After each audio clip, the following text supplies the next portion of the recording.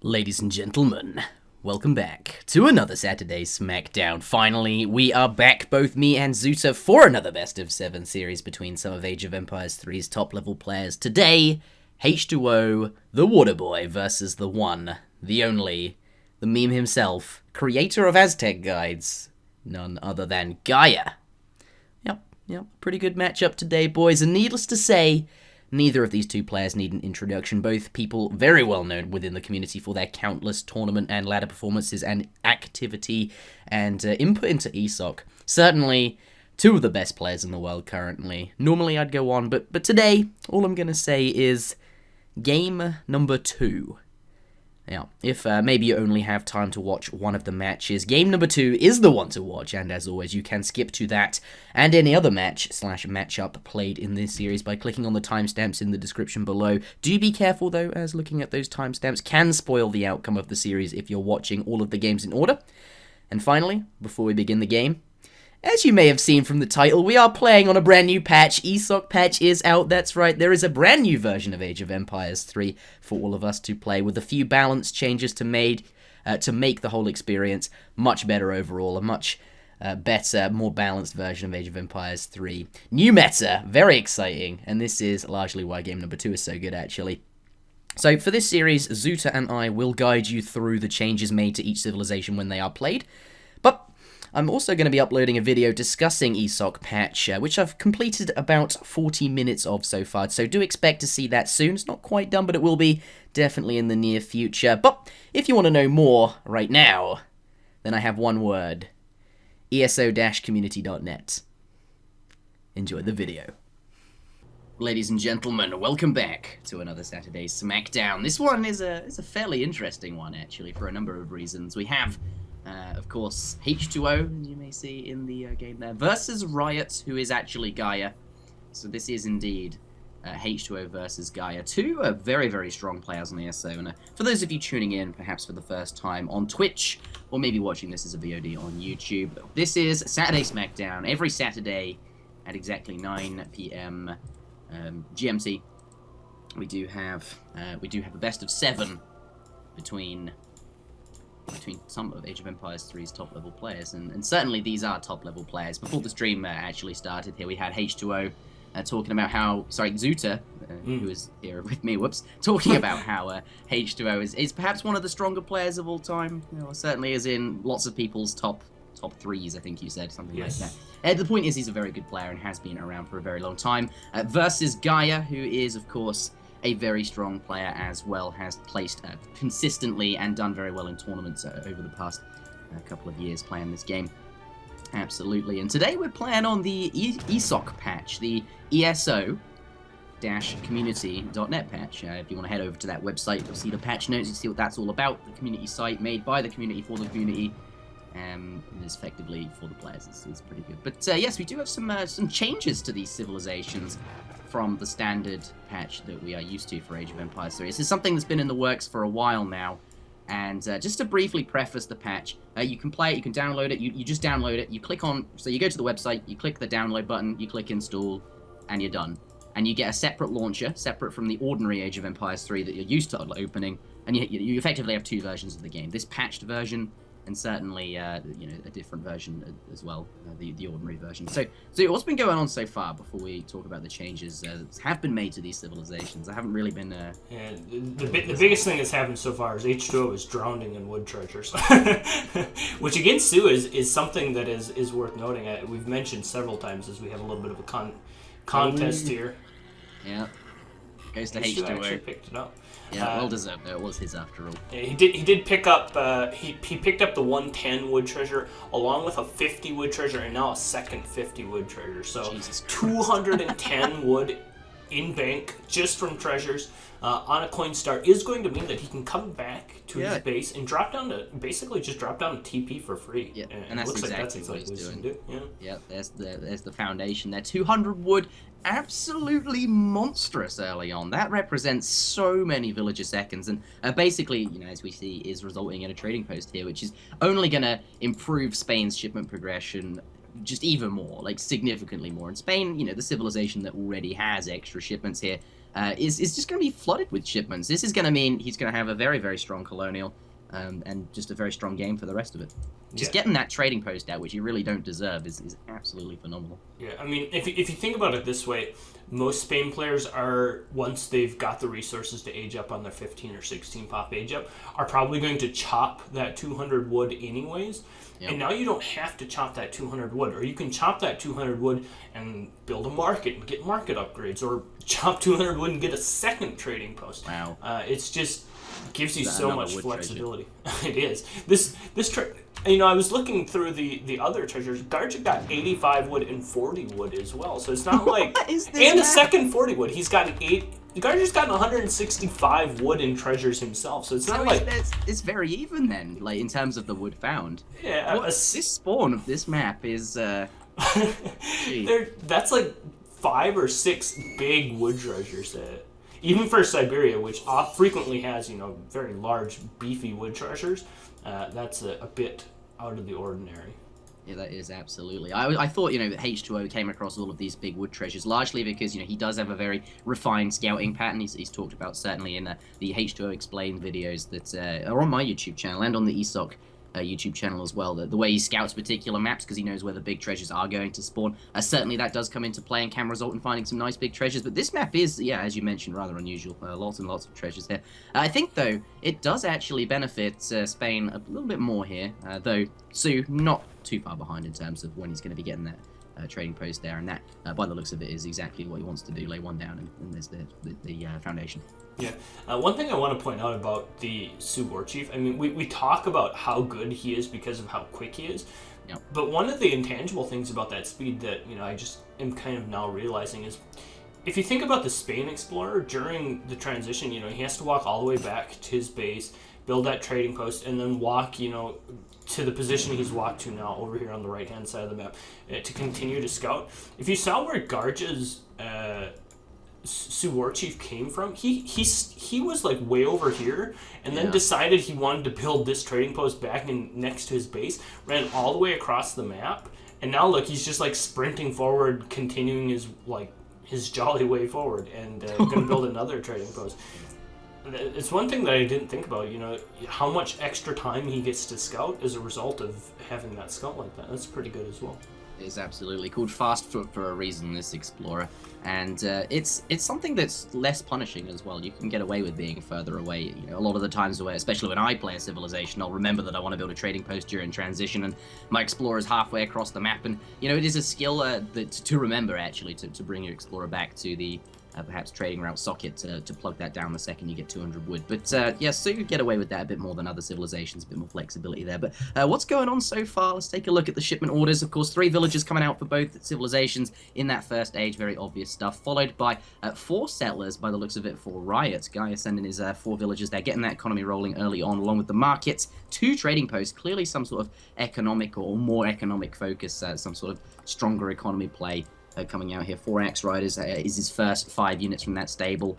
Noticing these aren't bow riders, these are axe riders. That is interesting.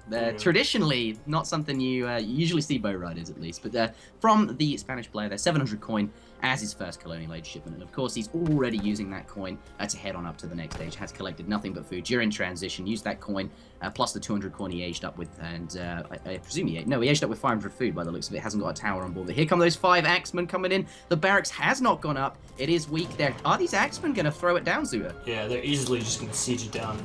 Even going to force the Minutemen. Yeah. But you absolutely needed to, right? Because you can't lose that 200 wood investment for the barracks there. Yeah, I mean, you're on such a strict wood count here, right? If you take a look at his cards, like you mentioned, 3 vil, 700 coin, 700 wood. That 700 wood needs to be used to build some very important infrastructure. You need it to build that barracks, a couple houses, the market upgrades. You don't want to have to chop any more wood than is absolutely necessary. Yeah. And if losing that barracks would just put you that much further behind. Yeah, some nice control here from H2O. The villagers not be taking any losses. He's make sure they're all getting in the town centre there. Obviously, he does want to be collecting resources and not being idled up, but at least he hasn't lost any villagers, and that's absolutely what he wants to be doing here. Coming out with his 1 HP Minutemen. A question. When he was sieging down that Rex, do you think he ought to have just, despite the Minutemen being there, just blitzed it down. It was, during construction, it takes significantly more damage. I think if it were me, I think I would have. Yeah. But there is some merit for keeping your Axe Riders higher HP as well, especially if you consider Spain doesn't have a fast age up, means their first age 3 card is going to be significantly slower. And so the thinking might have been from Garja that... That's, the Halloween special. We should have all, dressed up in costume. Done some sort of fancy Halloween special. But to finish up on Interjection's point, it's hard to say. I probably would have sieged down the barracks and just brought it all the way down. But at the same time, because Spain doesn't age up quickly, keeping those Axe Riders alive and being able to have more time to raid while your opponent is transitioning to the next stage is worthwhile as well. So it's there's merits for both. One probably results in you losing an Axe Rider, but sieging down the barracks, and one of them allows you to keep up slightly more pressure during the transition. Didn't really end up mattering that much. We can see both players are aging up, so both players in the 3rd age, and it looks like we're going to have an age 3 brawl on our hands. I in the end decided not to open the door. Did you just turn off the lights? I closed the curtains, actually. Sorry, nobody's home. We have no candy. We don't have a jack-o'-lantern. That's a universal symbol for don't knock at my door. Surely. Okay, never mind though. Funny. I think we don't have any sweets anyway, so even if I open the door, what am I gonna do? Give him a can of soup or something like that. Yeah. Come knocking, you just give him a can of soup, a bottle of ketchup. Come knock into a stew. This is the best I have. Get some fruit. Nice. Yeah. Well, I can absolutely see my house getting egged if that were the case. But yeah, both the players in the Fortress Age, you've pointed it out there, taking out that trading post. That's when I returned, and you mentioned it. What have we seen during my absence? Really, there was just a little bit more raiding that went down.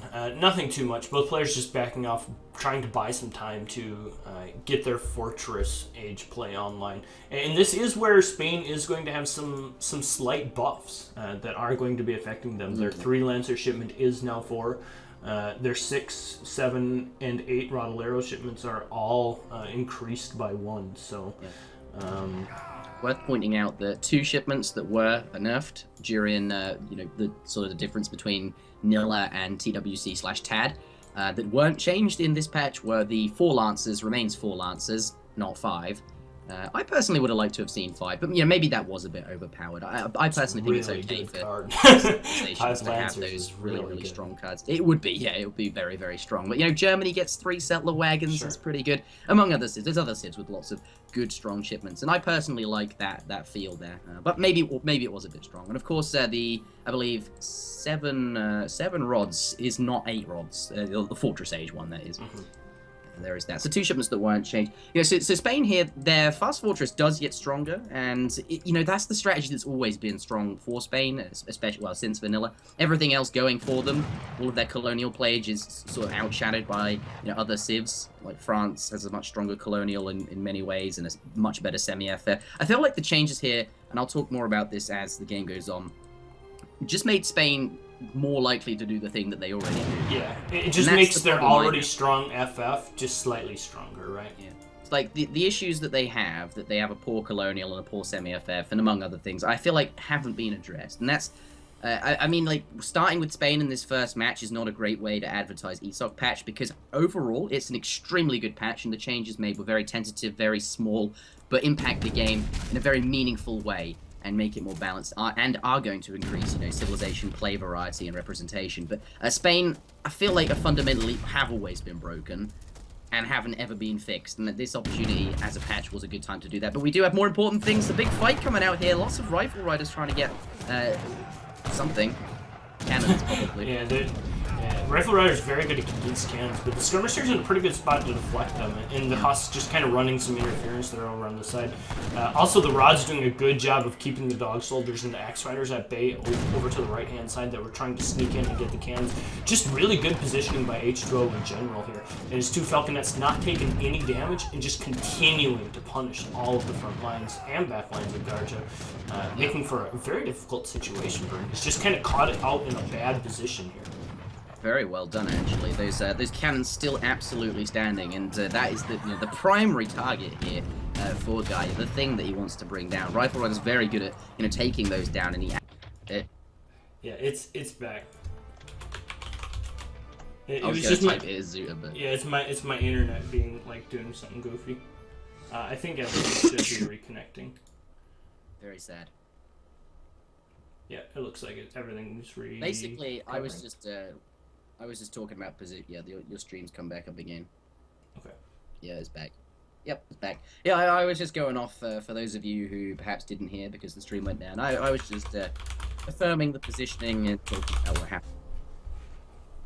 Basically, just went on a ramble about positioning. Yes. Yep. Oh, boys! Coming back here. Are they going to punish the cannons? They do a lot of damage, but it's on 29 health there. The rods now get back in position, and the skirmishers all there. Quite a lot of them able to do a lot of damage and punish the rifle riders for attacking the cannons, whilst there was no other unit dealing damage to the skirmishers or any other unit there at all. All of the skirms do go down. Not the skirms, what am I talking about? The rifle riders. But both cannons, I didn't expect them to get both, actually. Yeah, he did get both the cannons, and Garja's reinforcements here are pretty good. If you take a look at the military population's 43 versus 41 presently, so he's got a good army. His eco's perfectly fine, and I don't think anyone will argue with the fact that Sioux's units are significantly better than Spain's moving forward in the Third Age. So, especially unupgraded Rodoleros, I mean, are pretty underwhelming against rifle riders and Portuguese. Yeah, they are unupgraded, but they do have hand infantry combat working away for them. That is, I believe, the Fortress Age upgrade for Rodeleros, which gives them plus 15% attack and hit points. So they're not as poor, and they are now veteran as well, actually. Just hit veteran. It's just come through. So, for all of this time, they have not been veteran. It's only just come through. And there's not really very many of them left, which is not so good for him, especially since those Rodelero shipments, you get that first shipment of 9 Rodeleros, very, very strong for Spain in this patch. But it hasn't actually included the 7 rod shipment because the difference between 9 rods and 7 rods is quite significant as a shipment, and there are other things you might want to put in your deck, such as Royal Mints here that H2O has chosen along with Caballeros. It would be in Spanish. The 2 L's are a Y. I'm just expressing my knowledge of that. There goes the GG. Riot does resign. Garja loses this first game. H2O does pick up a win there. And I did think, he does have a fairly good skirmisher mass. And Spain does struggle to get a reasonable skirmisher mass. So the fact that he has, an adequate number of skirmishers here is a credit to Spain. And, he, despite losing those cannons, was in a position to go ahead for the rest of the game. Sometimes it can be hard to get that many skirms out with only 1 barracks and without any shipments of skirms. Yeah. But here he is. The impressive thing in general is H2O only made a single barracks throughout all of that. He made all of those units off of a single barracks, which means two things. One is that barracks was always working. He had very little downtime in having that training queue empty, and his shipments were being prioritized well, making the units that he needed to reinforce in his army coming from the shipments to keep that basically allow him to keep that skirmisher count as high as possible, because oftentimes what we'll see will happen for Spain is when they really need to go hardcore into skirmishers, they'll have to drop a second barracks and just pump out skirms and then use all their shipments to do their anti-cav. But here he was able to keep his skirmisher mass fairly high, and even, as you mentioned, start getting the town center and stuff like that, going off of only a single barrack. So pretty impressive there. Yeah, definitely impressive, especially with the small... I still think Spain is perhaps the weakest. It's still in the bottom tier, so to speak, despite this patch. And, Spain being piloted here quite well by H2O and ultimately to a victory. A nice fight with the cannons, keeping them alive for quite a long time, doing what appears to be enough lasting damage, and smoothly transitioning into the rest of the game with the town center there. 1,000 wood shipment, definitely not too bad. That's the end of the game. Let's take a look at the next one. Sorry about my. I think my internet just cut out for a second or something. Comcast being Comcast. For those of you who live in the U.S. and know the pains of having Comcast be one of the biggest internet providers, you'll understand my pain. Very frustrating. Yeah, it can be at times. Ooh, Portuguese coming out here. It's going to be interesting. The changes made to ports are short and sweet. They have... Okay, so we did... Mamelukes have been changed generally for every civilization that has Mamelukes. You no longer can get 5 Mamelukes, you only get 4. And that's a big deal, because I feel like both Ottoman and Portuguese rely on that shipment quite a lot to do well. It is a very strong shipment, and now it's it is still a strong shipment, except it's only really good if you need specifically big tanky cavalry, or cavalry generally to do work versus your opponent's skirmishes or whatever it is cavalry are needed for. So there's that change, which is a global change, and that does affect Portuguese. But more importantly, and the one that's more relevant to Portuguese, is their villages now cost less food. They, instead of costing 100 food, now cost just 80 food. There's a reduction of 20 food. So definitely your hunts are going to last longer. You can squeeze a couple of units out whilst you're making double town centre ville production. And you'd think that it would also help you age up to the colonial age faster. It doesn't, because ports now starts with 100 less food crates as well. So those first 5 vills you make don't actually help you age up any faster. But ultimately, that's a pretty good change. It brings them out of the bottom tier, I'd say. Yeah, so the biggest thing you have to consider when you think about the Portuguese balance changes is how can you make their economic bonus, which is already really, really good. They get a free town center every time they age up. That's really good. Let's not try and lie. Having a free 600 wood building every time you advance in age is very, very good. But the bad thing about it is, if you consider other Civ bonuses who have similar economic bonuses, like let's take for example British, right? Brits have villager cards, and they also can have kind of a more they have an incremental way of booming that also provides other value as well. You get for each house you build, obviously you get the XP from it, you get the population space from it, which you're going to need to do anyways, plus you get that villager. So it's a very immediate incremental benefit, whereas Portuguese, in order to get like the equivalence of a 5 villagers, you have to build that town center, sometimes in an awkward location, and then train 5 villagers from it. And so what this patch is essentially trying to do is, because now villagers are 80 food instead of 100 food, you'll be able to get that benefit slightly more realistically, because oftentimes it just took too long to pay off for Portuguese, to be perfectly honest. 100 food investment 5 times to get the equivalent of a 5 villager shipment is really, really quite a long time. It takes a long time to train 5 villagers and have them gather the resources to be considered, actually worthwhile. So interesting change. The original fan patch 1.2, did a similar change in that they tried to ease the Portuguese burden of food early in the game by giving them free hunting dogs. It does kind of a similar-ish thing, but I'm very interested to see how this change plays out, because I think it's a pretty interesting change and opens the doors for what Portuguese can do a little bit more in terms of like booming in the second age and stuff like that. So yeah, I like it. I like the change. I prefer it over the hunting dogs change, which was made in the original fan patch. Actually, for me, it feels less arbitrary, if that makes sense. It feels like giving Spain Gangsaw, which was a thing that was in the original fan patch. I'm sorry, I know you made the fan patch, Zuter, and I'm about to shit all over it. But, I'm about to, never mind. I said it now. Whoops, I didn't. Cursing's okay. Yeah. It felt really arbitrary that they had this upgrade, hunting dogs for free, and certainly it fixed it, helped the civil up, but it did seem rather odd to me.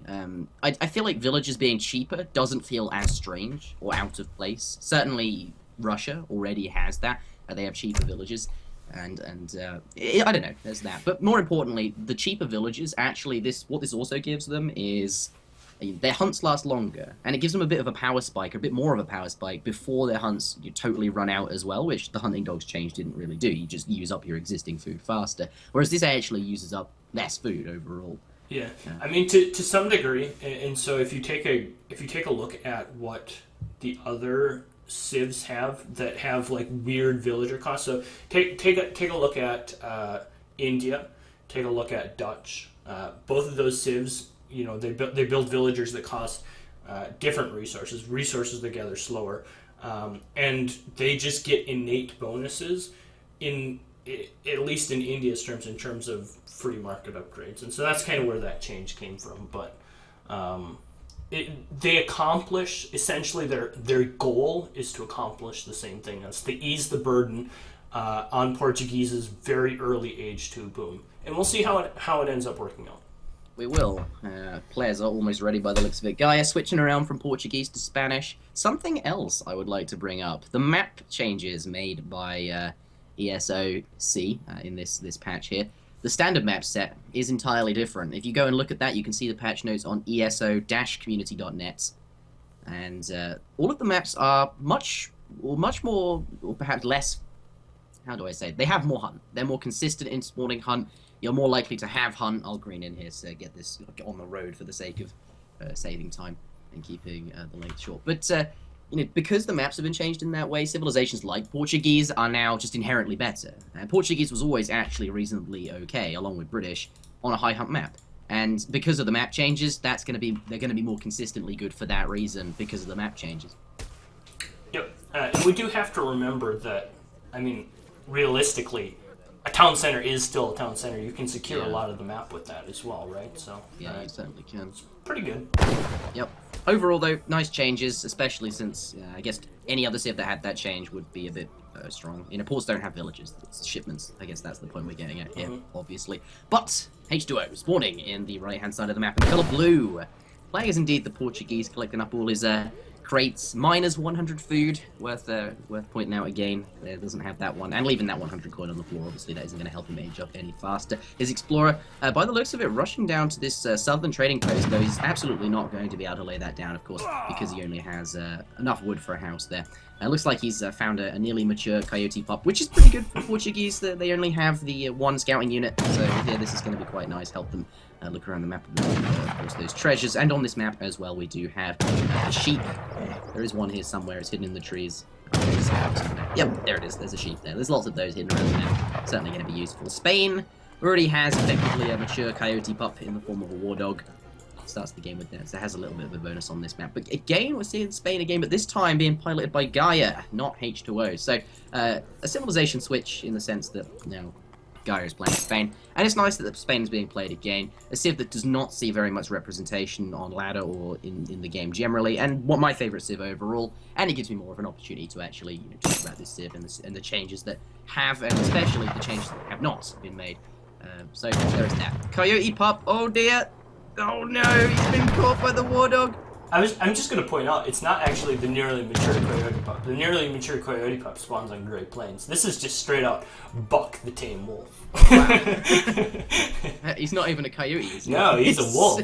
He's straight up a wolf. He's a wolf. He's a big bad dog. Alright, my mistake. To be perfectly fair, I didn't realize that until I clicked on him either, but... I guess the chain... It actually doesn't really mean it's still a scouting unit. I believe this one is strong. Overall, it's an extra unit for points, which is good. Yeah.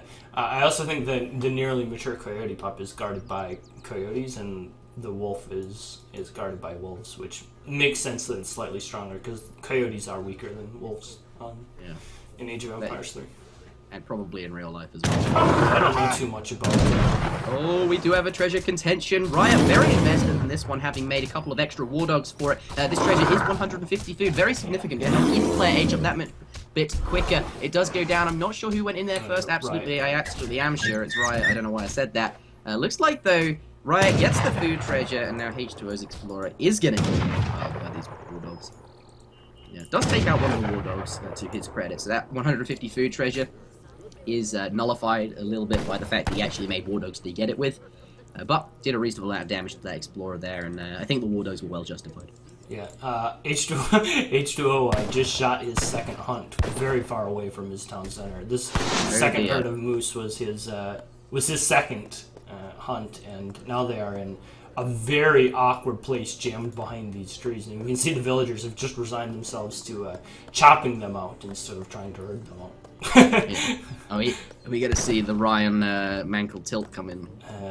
We could perhaps see a little bit of Mankle tilt. He'll get it back to his town, and he's got another hunt over here as well. He's in a reasonable position, and let's not forget, he does get another town center when he hits on top of his hunts and be well guarded. And again, it's not likely that we're going to see any sort of colonial age pressure or any any sort of time in this game where the hunt's not being in his town center at the very early period is actually going to be relevant, because Spain does have that Fortress Age agenda and really doesn't do anything until about the 8-minute mark anyway. So, should be okay. Speaking of well, never mind. I see schooners being sent here. Looks like H2O has some sort of water-focused agenda in mind. Has already built that dock. Schooners has arrived, and no doubt fishing ships will come flooding out of that dock pretty soon. Yeah, it is worth mentioning that there was no change to schooners or any of the the water-based boom play. So, with the cheaper villagers and the the already cheapness of schooners, it could make for a very strong H2 boom. This absolutely could. The only change made to water play that you could argue is perhaps a very particular style of what's his name? The one who makes lots of walls. That guy. The Japanese fellow. Kinesi. Yeah. The Japanese fellow. Yeah. Except walls now have... I'm pretty sure he's like French though, isn't he? Is he? Oh. I'm pretty sure he's I'm pretty sure he's French. Yeah, he probably is. I don't know why I was under the impression that he was Japanese. There are 2 war dogs coming in to do a bit of the scouting. Buck does do a bit of fighting. No, Buck is no Run, match. Buck! Buck No, is no Buck! match for 2 war dogs from Rancho No, and Buck, Paco. They are, however, avenged by 2 farmers. 3 farmers. Those dogs, man, it takes quite a bit of lead to slow them down. There was 3 villagers just pounding away on them and then shooting them, and then some guy, some sniper. Have you ever realized the guy in the town center is a sniper? He sits in the top little thing and just has this big sniper bolt that comes out. So some guy. Also, when you put villagers in the town center, obviously one of those villagers has to go to the top and be the sniper, right? Because the town center doesn't shoot when nobody's in it. So one of those villagers has to climb the stairs and go up into that steeple and man the shooting position or whatever. But I find it odd. What? It only ever fires 1 bullet that just gets a bit stronger in terms of the damage it does. What are the other villagers doing when they go? They cheering him on. Yeah, they're having a cup of tea. They're just relax. Yeah. They're he's over there to the left. They're how does that 1 bullet get stronger? Like in Age of Empires 2, you have a visual representation of more arrows flying out, which is... To just give him more encouragement. Yeah, and that obviously would mean his shots, his gun suddenly is much bigger. Yeah. Clearly. Okay, so what do we see so far at this point in the game? Well, we do have Garja playing as Spain, clearly, and started with 3 bills as his first shipment, obvious stuff, and then 700 coins coming out. Oh, Spain's doing exactly the same thing every single game? He's FFing. Oh, this is the point I'm going to make, and I'm going to be the person who is the most vocal about how Spain is one-dimensional and has the same strategy going for it and was not incentivized to do any other kind of strategy. Yes, Garja has sent 5 bills before 700 wood, and he's going to get away with that, and it's a nice choice because it does give him a bit more economy power. And I think that's absolutely a fine decision versus Portuguese. Certainly, sometimes there's some variants of this FF where you can not send 5 bills and instead send something like 8 pikes or 7 rods, or and be hyper-aggressive, have lots of pikemen or anti-cavalry Zuterjection 2 falconets, which will be your first shipment. Here, though, gonna go with the more economic focus. We'll see how that pays off for Garja. But it looks like he has got his tower up, forward tower on the coast to do a bit of damage versus the opponent's water play. Of course, boats very weak to tower fire, but these 4 pikes of H2Os coming out of that Rex do manage to take down the tower, and the 5 war dogs here, which were defending, have been trained, but they didn't manage to defend the tower, and it feels that this food was used up in vain. Yeah, I do agree. I mean, it seems like... He did get the explorer there. Yeah. These pikes, they're going to get there, but they're just going to take longer. Garja wanted to use that tower to obviously provide some sort of pressure against enemy boats, but also as a forward spawn point for these pikemen here. Turns out they could have been here sieging this market down, or perhaps a house, or harassing villagers or something. They are going to arrive at the same time as the skirmishers, but not going to get that little bit of extra damaging, which could have been important. But ultimately, right now, he has the same amount of units at this point in the game, and he's doing his reasonable. This is the big thing, though, because imagine if those 2 falconets had popped out of that forward tower, how immediate of an impact they would have on either killing the dock or starting to shoot down this town center. But having to walk this long distance is quite detrimental. We can see H2O aging up now. he would have still gotten aged up, but he would have been taking considerably more pressure to his infrastructure from the 2 Falconet shipment before he got aged up, before the transition actually happened. And as a result, he's going to have a little bit more time. Every shipment could be there perhaps 25 seconds. Absolutely. And this town center that's just gone up on the coast, that's in the building phase. It is quite possible that, could be sieging down the dock, and the H2 would never really be able to put that there. As you say, siege down this infrastructure a lot sooner and put on the pressure much more quickly. And obviously that's very, very exactly what you need to be doing versus Portuguese, especially now that they are significant. Whoa, big volley on the... No. I think they popped out on the wrong side of the racks there, if you ask me. But they didn't take a volley to the face from the Falconets, those Cazadors here. What has H2O got in mind? 5 Cazadors coming out. He's got a couple War Dogs here, and there's a lot of pressure in his town right now. Yeah, there's so much pressure in his town right now. Good thing is he does have 3 town centers, and that's going to equate to quite a few Minutemen. Oh, baby, here come 2 organs. Do come out. Unfortunately, though, here comes the... Wow, they did a lot of damage there. They had the time to. You don't often are able to do damage like that, because I often come down to the analogy where Falconets go bang, and go bang, bang, bang, bang, bang, bang, and you usually don't get enough time to do all of the bang, bang, bang, bang, bang, bang, because Falconets do it all in one go and kill your organ guns. But here, actually, a nice exchange there does manage to clean up the Falconets, and that's exactly what H2O really needed. It was to, exchange his Falconets for the organ guns of his. Yeah. And this is once again going back to the point of losing the outpost. This is so important that these pikes are taking this long to reinforce. They're having to come all the way from home versus being able to immediately pop into the fight.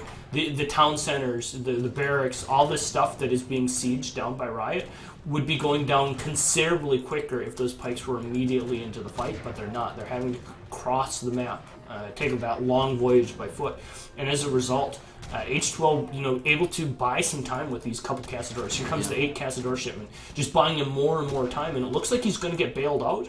And behind all of this, he has sea economy going for him. He has schooners sent. He has the ability to boom very hard. He still has 3 town centers. There's a very safe hunt back here, and loads of wood for him to build fishing ships off. So Spain is, I guess, starting to run out of steam a little bit. They're down their 2 Falconet shipment, their 12 pike, 10 pike, all have been spent, and the follow-up from here just isn't as strong. And this is really the point where Portuguese now is going to be able to really start to stabilize and start to take back control of this game. It's going to come down to whether or not Riot can continue to just kind of strangle the Portuguese player out of resources. The important thing is going to come down probably to the coin mines. At some point, H2O is going to likely have to come out and start fighting over this coin mine, but that's going to be quite some time, and by that time he may have enough stuff just to bust out of his base and not really have to care about that. Yep, and I think it does, absolutely come down to well, as you point out, we have 3 town centers here, a hunt in the back, sea economy going, and he managed to hold off that pressure. And I think that comes down to largely the tower that died. Obviously, the lack of reinforcing units or taking longer to reinforce meant couldn't keep the pressure up as sustainably or do as much damage early on. And also that Falconet shipment I pointed out there managed to exchange his organ guns for Falconets, which is not something you can usually get away with. If he had those Falconets working away for him, it would be very, very difficult for these Cazadors to really do anything meaningful. And he, at the time, didn't really have a Dragoon mass, and this Dragoon mass would find it hard to kill off 2 Falcons. So those 2 things there, I think, are quite influential, important factors in this game for H2O being able to survive that timing push that Spain has. That one-trick pony, one-dimensional strategy that I'll keep bringing up time and time again. Spain need more options, but it does look like at least that the option they do have has been buffed and definitely gave H2O a run for his money. Yeah, and the important thing is the follow-up from the one trick, right? So the one trick is strong, and it's a strong trick that Spain does have, that FF, but being able to follow it up. So I think a mistake a lot of people would make would be to continue to ship units here and just continue to slam into Portuguese's front side. Which is a mistake, right? At this point, Portuguese has stabilized. He has his town centers up front. I believe he still has 1 batch of Minutemen available from this back town center. He has some sort of water economy. And at this point, what Riot really needs is he needs to even up the scores in terms of economy. He needs to continue to secure the map. And and the way you do that is not by continuing to bash your head into Spain, into Portuguese's front door here, right? So he did take the time to send 1,000 food, or 1,000 wood rather, has built a town center in a very appropriate spot, helping to secure some of this water here. He's starting to take the trading post. We can see one trading post has been taken. His explorer is in position to begin to take another one. So he is doing the appropriate things to try and get back, and at the same time continuing to control the map, working his way down south, starting to siege this trading post. H2O does probably not feel that comfortable about coming out of his base just yet. He doesn't know what his opponent has, and for the time being, needs to be a little bit careful. And so, at the same time that yes, Spain didn't have the greatest of success with that, the FF, his follow-up is what's going to be more important here. Yeah, I think so. Absolutely. Continuing to make units against this, very difficult to succeed. But again, just the 1,000 wood, I mean, does get the extra town center down, but you're against an opponent with 3 town centers and a dock. But certainly no hope otherwise. You certainly do need to think more economically at this point in the game when slamming units isn't going to work. But there is a bit of a fight here. Coin Mine really paying up. Actually, it's not so bad. He does manage to get the rod through now. Ooh, big Lancer pop. Oh, nicely done. Oh dear, where are these bears doing? What are they doing? I don't know, but the Lancers absolutely ravaging through these Castadors here. Castadors have so few hit points, and Lancers are absolutely going to wreck face to poke them. Yeah, that was a really good... Cleaning up all the Castadors there, and now it's just skirmishes versus dragoons. Fortunately, wow, that's a big batch of camp there. I thought there was just 5 coming in to reinforce, but there's like 15 camp. Well, not quite that many, but certainly a lot of camp. Gonna clean up all of these skirmishes here, and that's effectively the reverse of what just happened to us. Yeah, just 2 big cav swings there. 2 big cav batches popping out, really influencing the way that fight turns out. And I think if you take a look at the villager count, look at how many villagers H2O has right now. 73 villagers. His economy is clicking on all cylinders at this point in the game. And Garja's is okay at 44, but it's certainly not nearly as good as the Portuguese economy right now. It's just at this point. Yeah, and at that point, I mean, at this point, it's going to be a bit difficult. He needs to somehow continue to secure this map, and it's going to be very difficult to secure this map at this point moving forward. If nothing else, H2O is going to be able to take some control here in the middle of the map and be able to secure this next coin mine. And that's what the red player really doesn't want to allow to happen. A couple Lancers coming in here, some from the shipment, a couple rods sneaking in as well. Does catch some of the Castadors out a little bit. Going to be able to try and work his way in here, do some decent damage against the remaining forces here from H2O. Another rod shipment coming out as well. Minutemen being called from the town center, and it looks like he might be able to swing it back and push it back the other way. Yeah, he's going to push that back, certainly going to force that away, preserve the infrastructure here, and has won this battle. But the question is, can he win the war? Yeah. Can he win the war? And, H2O is sitting on almost 80 villages in terms of economy. 1,000 wood has just arrived, and, no doubt that can become trading posts, which he now has access to on this side of the map. Garja not having the same presence that he did before. Well, yeah, I don't know. It's just an army of rods at this point, effectively. Certainly can push into the the cavalry there, but no doubt H2O gonna replace his Castadors, and when they start coming out, what is really Riot gonna do, and how are you gonna deal with so many villages? Something has to happen. He needs to control these coin mines. If you take a look at what I was saying about 5 or 10 minutes ago, 5 minutes ago. What it's essentially going to come down to is whether or not H2O can get out of his base and secure another coin mine. 5 minutes ago, Garja was down here sieging this trading post, not allowing villagers to come out here. We can see 15 or so villagers have snuck their way out here. We can see that he even snuck up and took a little bit of coin off this one out front. This is what he needs to continue to do. He cannot allow these villagers to gather coin, especially this. This needs to be punished. I mean, imagine if all the melee units were to come down here and just trap all these villagers on this coin mine. At some point, I mean, H2O is transitioning to the whales on the sea, but those whales aren't going to provide enough coin to be able to get out the number of dragoons and Castadors that he's really going to need to continue to secure the map. And so Garja's way forward in this game is still to secure the coin mines, and he's kind of lapsed on that front here. It looks like he's going to come down here and check this, which I really like. Yeah. Definitely going to get a bunch of villager kills. Nothing there to stop these villagers to garrison in or to escape Lots, yeah, he's just going to lose them all. And a frigate coming out as well. Nicely placed, that shipment well spent from Garja there. Certainly going to do lots of damage to these boats as well, and now forcing H2O to send sort of a boat ocean presence to defend his fishing ships, because there's still a reasonable enough amount of resources here to fight over. Frigate definitely going to cause some damage. The gold mine denied. Lots of villagers killed, evening up that gap a bit. And now H2O is a little bit coin-starved. H2O also transitioning to mills. He doesn't have the map control to continue gathering, hunt that fast-gathering food source. And of course now, you know, mills not only are they slower, but they cost 400 wood each. He's going to have to spend villager seconds not on military, and instead on these crappy places to gather food. You know, and a plantation in the back there as well. That's so much wood, but the scores are still very even at this point, and I don't think Garja really has, at this moment in time, the siege necessary to, you know, to push into 3 town centers. Having said that, though, actually remember there's not very many GG coming out. Yeah, and yeah, there's no Minutemen left in me. There's no military shipments. Wow. That is classic, Ryan. I mean, I don't think the game is over by any means, but GG. I mean, you can tell he's frustrated. The frigate has really put a damper on his plans here.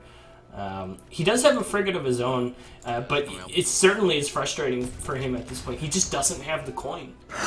The timing of pushing down on that southern coin mine, combined with the fact that the frigate came out at the exact same time, completely denying all of the whales and all of the remaining fish over here, was absolutely huge for Garja, and that really started to even things up. We can see, look at the resources invested into, as you mentioned, plantations, mills, very slow resources. It's going to take him a long time. He does have a 30 villager lead, but look at where Garja's villagers are gathering. They're gathering with full market upgrades on these coin mines. Look at all these villagers on coin mines versus these villagers back here trapped on mills, plantations, not able to gather the quickly gathering natural resources that Garja is able to gather from. So despite the fact that H2O has almost double villagers, not quite double, but you know, significantly more villagers, his economy is really probably not that much stronger, and as a result, I think the frustration's starting to show through.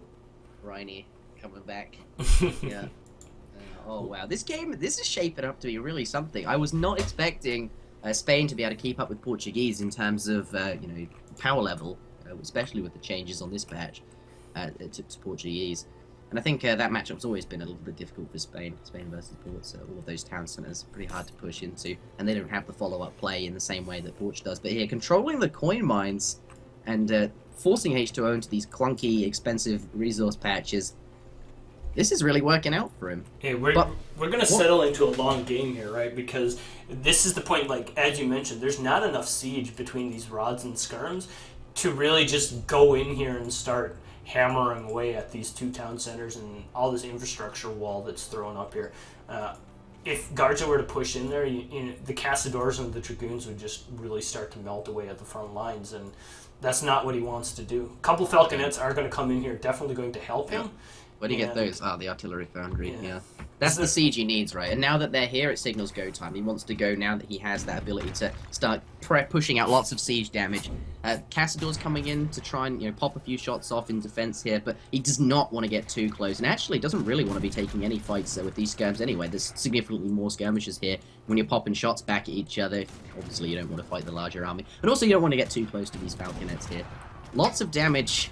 Yeah, I'm looking for an artillery foundry. Oh, there we have a big pop of Minutemen. Is he going to call from the other one? I don't think he has enough resources to... Nope, there it is. I think they were a little bit awkwardly placed. Could have came out, perhaps, swarming around to the cannons to defend them there with the rods. Lots of Minutemen. The colonial militia coming into play. Yeah, and that's what he's going to need. I was looking around frantically to see if he had an artillery foundry to begin culverin production, but as we've mentioned, he just doesn't have the coin to build that, and so he's just going to try and brute force down these cannons with Minutemen, which of course do have that multiplier against artillery, but still, one of the Falconets is standing strong, and this is not looking good for H2O. I mean, the Portuguese player, 101 villagers. I'm pretty sure he's in a locked-out position here. He is not able to gather coin. He does, you know, have a couple of these boats slowly gathering coin, but at this point, Garja's made a transition to artillery. He needs an artillery foundry. He needs to get at least a culverin out to be able to begin to deal with these, and he doesn't have the coin to support that. He is locked in his base, jammed back in this corner, and Garja just slowly starving them out. Yep. Oof, this is going to be brutal. A couple more Falconets coming. And you know, if he didn't already need an artillery foundry and culverins, he has to have it now. It's imperative to his success to be able to deal with those in an efficient manner. And the only way to efficiently deal with a rod skirm falconet composition is to have an artillery foundry with a couple culverins. And take a look at his floating coin. I mean, he's consistently just sitting back, you know, at 100 coin. He does have an artillery foundry coming up in the back of his base now, which is going to be needed to produce a couple culverins. But at the same time, it's just at the this clock point, is ticking. Yeah, and it's very difficult for H2O now at this point in the game to just switch all of his villagers to gold to fund culverin production, because he doesn't have coin mines, and it's not like you can just lay down a couple plantations. He's limited to the fact that only 20 units at any one time can gather gold, because he only has 2 plantations. It's not like you can just, you know, go and get more coin.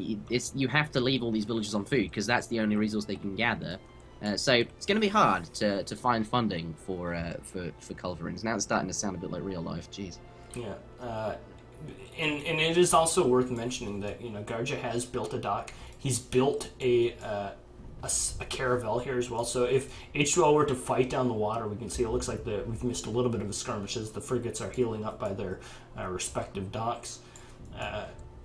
The water favor is going to be in favor of the player with the extra caravel, and so he's not able to push down here into the south of the water and to secure these more whales that he really would like to secure at this point. There's 2 more whales down here that just aren't available to him, and we've mentioned it before. Look at what Garja's doing, continuing to just starve out the map.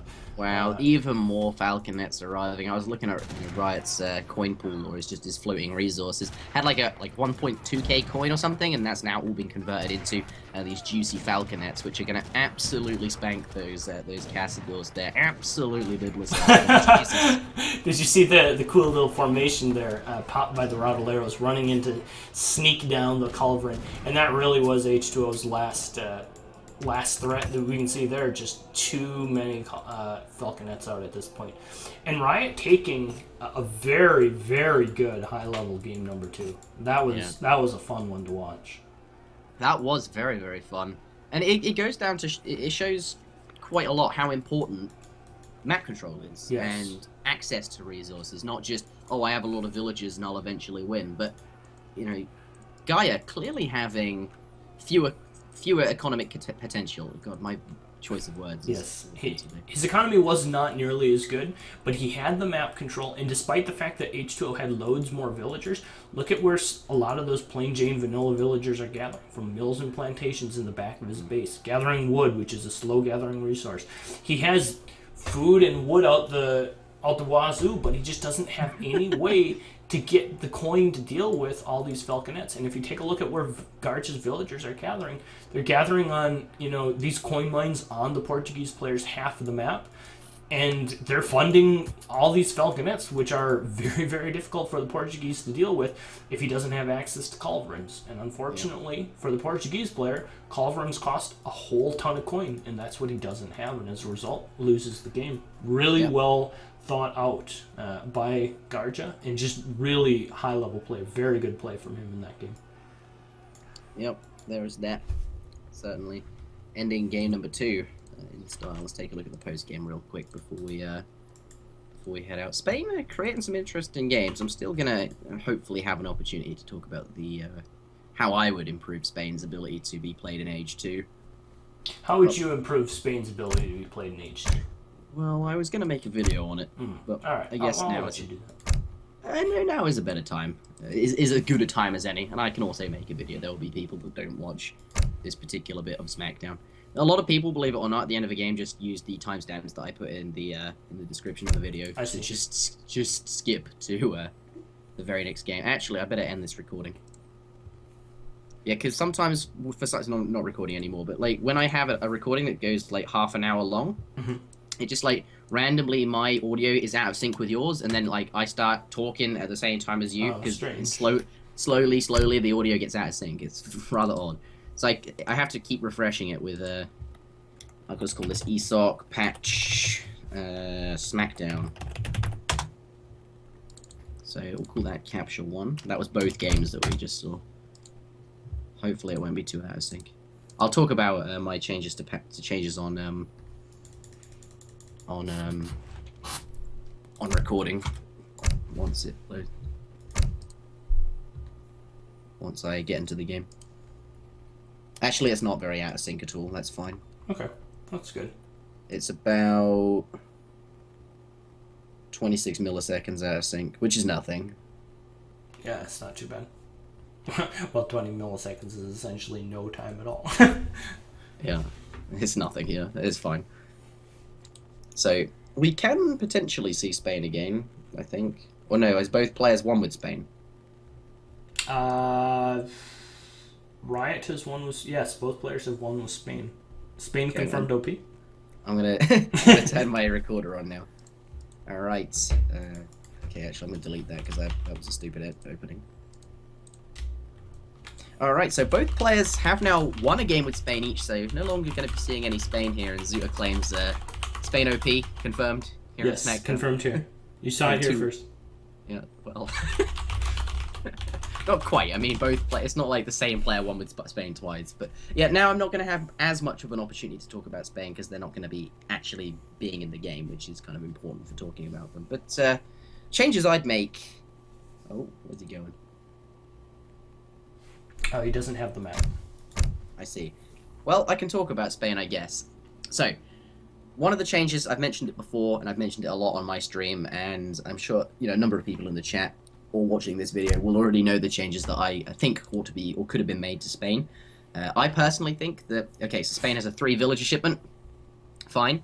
Spain could also have another 3 villager shipment. That 2 vill shipment, buff it up to 3. Why? That you might think, oh, that sounds really odd. It seems a bit weird. They'd be the only civ in the game to have 2 shipments of 3 villagers, but I don't think it is so odd because every civ in the game currently, or pretty much every civ, has some sort of early game boom mechanic. For example, Germany has 2 settler wagons. They get 4 villagers equivalent. Okay, France starts the game with 6.25 villagers. 5 Carreras is the equivalent of 6.25 villagers. They also have a 3 Carrera shipment, which is the equivalent of 3.75 villagers. So that's a net 1 extra villager. France have this extra villager that it's a bit odd that they have it. France also get 100 extra food to start the game with, but we'll talk more about that in a moment. Portuguese literally start the game with an extra villager. Dutch have banks. British have... They start the game with a manor house, effectively, as an extra villager. Spain is one of the only civs that struggles to use its civilization bonus to create an early game boom, or an early game eco potential, or set up for some sort of colonial age play. And I think an extra 3 villager shipment, what that does is fill that role. It allows them to send that extra shipment, use their civilization bonus, and they're like one of the few civs that could get away with sending a second Age 1 shipment and still have enough XP to send a Age 2 shipment as soon as they hit up to the next age. It affects their shipment progression minimally, though it does impact their shipment progression. Garja, they get a very strong player clearly in this game, just one, argued that around your sort of 4th shipment, you're going to not have that quite as early, and that is quite impactful because Spain relies on the fact that it has an extra 700 resource shipment, which would have, of course, been the opportunity cost of having sent this extra 3 vills. But what I argue is that this extra 3 vill shipment, what it does is not only open up this boomy early game potential, but also that 3 vills arrives just as you're aging up, just as you click the age up button. That's when it sort of arrives, and it's going to help you during transition. It's going to help you gather extra wood, and Spain don't have a 400 wood politician in the same way that France does, and Spain suffer because of that. They aren't able to gather as much wood. They lose a lot of villager seconds, and they have to have gangs, or they have to have a market. They have to have all of this to get that to do well. Whereas France. Yeah, I don't know. France not only has 100 extra food at the very beginning of the game, which makes them very flexible in the sense of getting a market. They can always get a market because their villagers aren't going to be stopping in training because they'll always have enough food to queue up vills whilst they gather, a bit extra wood and coin here and there to get a market. And if the map isn't Great Plains or a map that has muskrat treasures, little coin treasures on the side, other civs can struggle to get hunting dogs, whereas France never really does. I think Spain can struggle to get a market as well, and during transition, if they don't have that, gathering all that wood can be very, very awkward if they want to have some sort of colonial agenda. So not only does that open up some sort of colonial age play, I think what it does is open up some sort of aggressive colonial age play, because some other changes I mentioned are, Spain currently, they don't, they have these really strong shipments. They've got like 7 rods, 6 rods, 8 pikes. You know, they are quite strong shipments, and they could be used aggressively. Why, if they did have these extra 3 vills, you could send 3 vills, 700 wood, 600 wood, and then 7 rods, you know, all of these things, and have some sort of very strong, focused crossbow pike agenda. I'm going to continue talking about this whilst we're greening up. Yeah, I'll quickly finish this point, and we'll come back to Spain a bit later on. So there's that. Sure. Yeah, anyway, we'll finish there, and we'll come back to Spain a bit later. Of course, this second game starting. I have more things to say on Spain. Not very many more things, fortunately. I think everyone has a civ that they're passionate about, right? And so for you, that's Spain. And there's just things you would like to see done with Spain because they're your favorite civ. And similarly for me, right? I would like to see things done with Japan because how annoying is it playing against Otto with Japan in any patch, right? It's just, it's an absolute nightmare. Can be hard. And everyone has just, you know, got these little beefs with the game. I don't think there's anyone who would disagree with the fact that this game was left in kind of at least in terms of balance, a slightly unpolished position, and it definitely lacks the commitment from the original developers and the love that we would have all loved to have. But equally, it is very difficult to asymmetrically balance 14 different civilizations. Yeah. But Completely. I do agree with your point there as well. But in this game right now, I'll come back to Spain later, and maybe Zuta will come back to Japan. I don't know. But we do have Dutch. Here we see Dutch being played by a H2O versus his opponent on the left-hand side of the map, playing Portuguese again. We've already covered the changes that Portuguese have had. But here, different player piloting the Portuguese there. Both players obviously got that Mongol scout pretty early on, and if we switch to the economy tab, roaming the map looking for those cows, and we see them escorting them back by the looks of it here. Gonna crack shot that lion there, pick up 50 wood, not too bad for Garja. They're certainly gonna be quite nice. Wood always, free resources always nice, and especially wood in the early game. 85 wood, wow, that was a firework that frightened me. You have fireworks in Halloween. Only weirdos do, and there must be a few weirdos around here. I don't know, well, actually, we do have this thing called Guy Fawkes Night, where we celebrate the capturing of somebody who tried to burn down Parliament on the 5th of November in Britain. It is very odd, but we do have fireworks. That's a very fireworky event to have. Anyway, yeah, so basically the point I was going to make is, who has more yaks and why? I don't know, at this point H2O has more yaks. H2O is yakking it up, as it were. He does. Oof. Playing as the Dutch, it makes sense, right? He has an envoy, whereas the Portuguese does not have that extra scouting unit, and as a result does find more cows. Certainly going to be useful in the long run. See that scout? That would be enough to scare me off and just delete those 4 yaks. that alone would that would scare me off. Yeah. So I guess we ought to cover the changes made to Dutch very briefly. We do see eco theory coming out of the Portuguese player as the very first shipment. I guess it makes sense. Portuguese don't have a 3 villager shipment, and there isn't really very many alternatives, especially on this map. You can't send anything like schooners, there's no water at all. But I guess quite, more easily able to get away with eco theory on a map like, or in this patch perhaps, because villagers cost less, and you don't have to worry quite as much about... What do you think? Yeah, to me, what eco theory has always meant with Portuguese is I have a colonial aged agenda in mind. Simply due to the fact that if you're going to be aging up, you're going to be much more crate reliant. You want your 700 coin, your 700 wood, maybe even like a 600 coin or a 600 wood with Portuguese. And so most of the time you'll just see them forego that first shipment because you don't have a villager shipment, and you'll just send extra crates as a result. But what the eco theory says is like, I'm going to be building lots of villagers in the second age. I want my economy to be as strong as possible, like in the 12 to 13 minute mark, and I'm going to try and snowball ahead in that regard. So I wouldn't be too surprised to see Riot stick it out in the second age as a result of seeing this eco theory card. Absolutely. I mean, if you're going to go up to the Fortress Age, you'd want those more power spiky, tangible bonuses instantly, like 700 wood and 700 gold and all of these kind of things. But yeah, this is pretty good. Over the course of the game, certainly going to generate plenty of resources, and does, as you mentioned, add to that 13-minute. Certainly, that'd be the best card to send if you want to have the strongest economy at that point in the game. Unfortunately, it is only the equivalent of 1.3 vils at this point in time, but it will get better over time, and that's why 3 vils is so much better. What were you laughing about? There was just like some very strange brawl going on here, where a villager and an envoy and a dead Dutch scout and a Mongol. Like, there's just a little bit of everything over there, and they're fighting over. 41 HP.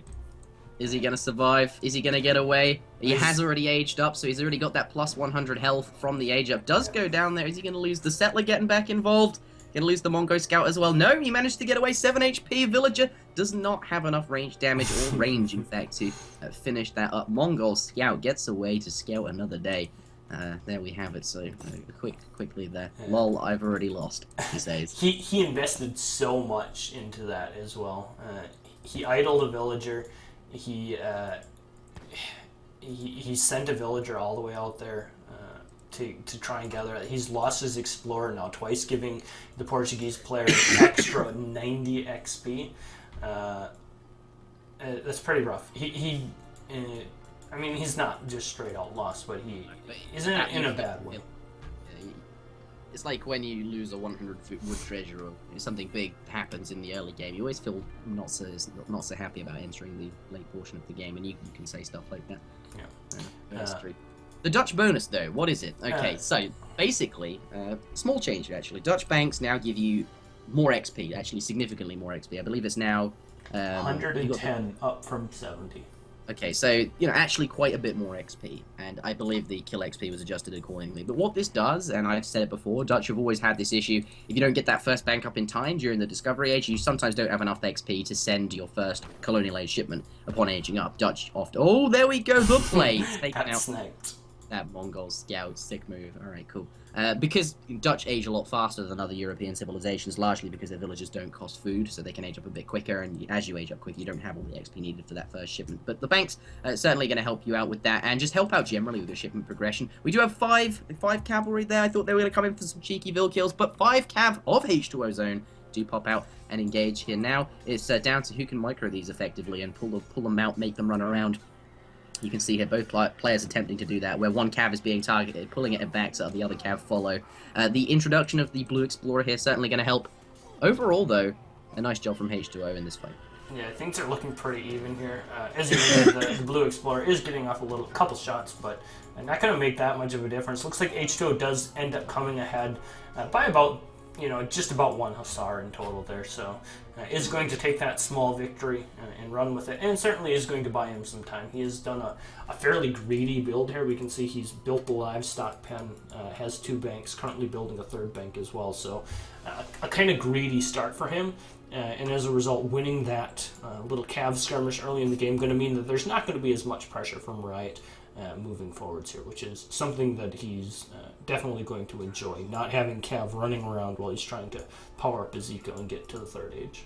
Yeah, and he managed to get 5 cav out and sneak in a livestock pen as well, so nicely done there to get all of those things in. I feel a lot of other players, certainly myself, if I'm building a livestock pen, I probably wouldn't have as much food and coin to be spending on cavalry, but he gets his batch of 5 out, plus another batch of what appears to be 3, and now has a reasonable number of cavalry to run away with a fight there. 5 more cav do enter the fight here. It is 5 versus 4 though by the looks of it, but with the town center nearby, I don't think Riot's going to want to stick around too much. Yeah, he doesn't. You definitely don't want to fight underneath that town center.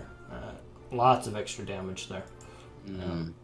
Coming back in though, cheeky Vil kill. Is he going to pick it up? No, H2O is not. Is too seasoned to fall for that one. Though, but lots of. Wow, you can see Garja trying very hard, being very cheeky with his cavalry. Yeah, and this is an important timing as well, because as this fight was happening, and as I follow these cav up here, snared. The yaks have just finished fattening as well, which is going to be quite influential. Another little cav fight going on here. Stuck in the trees a little bit more this time, less room to maneuver, and it looks like Riot's actually in a pretty good position to be able to kill most of the cav here. Does focus down 2 of them immediately, another one going down. H2O still picking up equal numbers about, but the red player, well, it's going to be really close.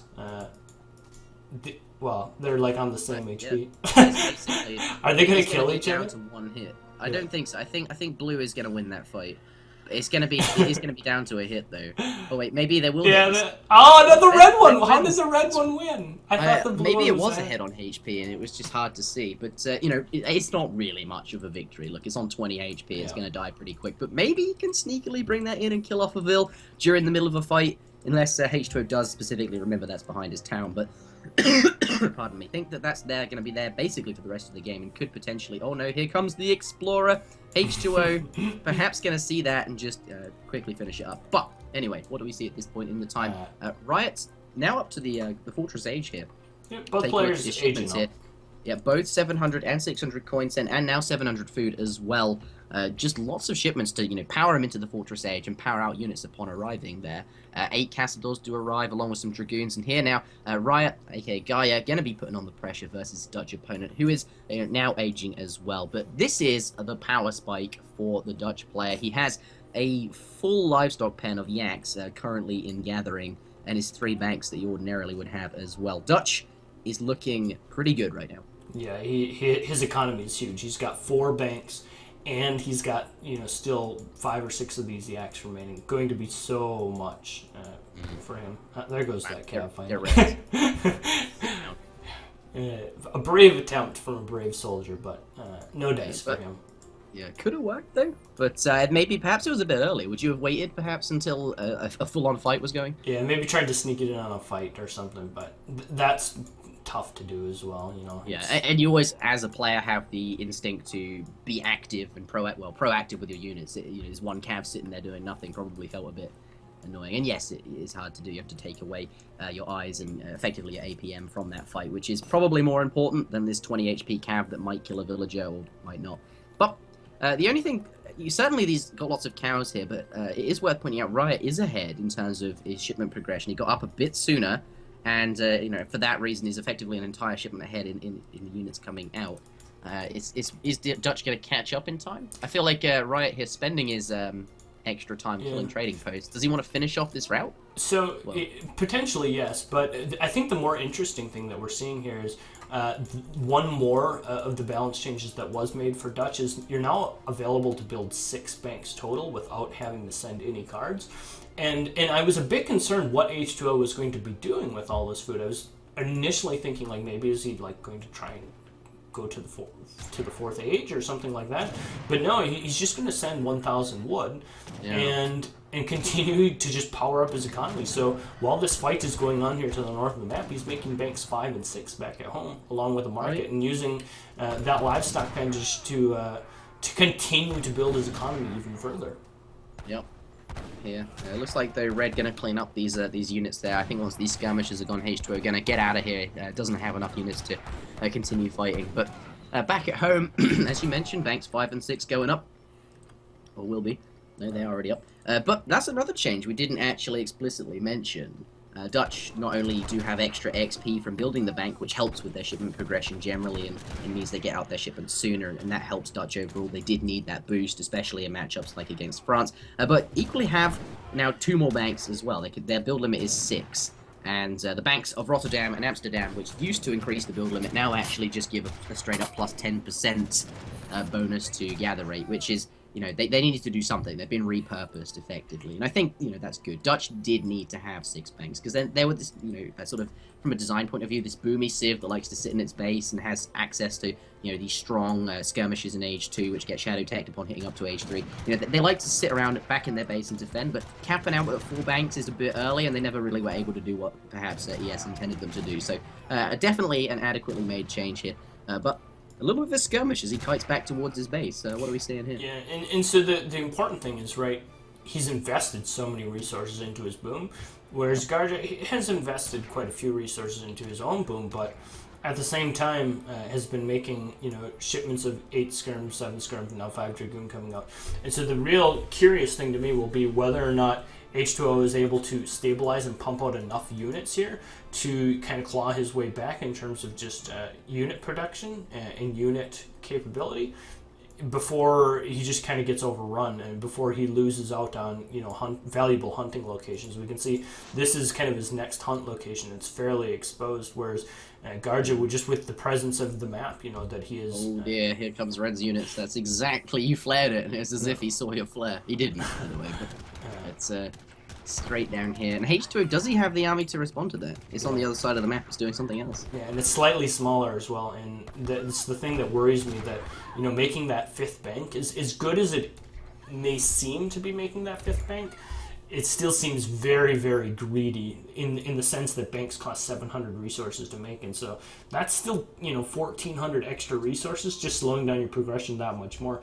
And sure, his economy is going to be really strong. He's got 2 barracks, has the ability to make a lot of units. Could potentially lose a lot of stuff here just for not getting punished for overbooming, essentially. Yeah, that's true. And lost all of the villages as well, so the boom that he did try to acquire from being greedy has kind of been nullified in the sense that those villages have been lost. Look at that, getting those goons up in the up close and personal in the grill of those Castadors there. Is that... And no, they're in hand combat, that's what he's doing. Castadors, oh yes, they have an extremely high ranged resist, so this makes sense going into melee combat with his ranged cavalry there. And also now the skirmish is going to do a reasonable job versus these Dragoons. Dragoon's now going to run away. Equally, he has lost all of his ranged cavalry of his own, but these Castadors are now stuck behind quite a large mass of skirms and his base, caught between perhaps a rock and a hard base. A rock and a hard base. There you go, get that. I was going to say something else, but you beat me to it. That was far better than what I would have said. A rock and a hard base.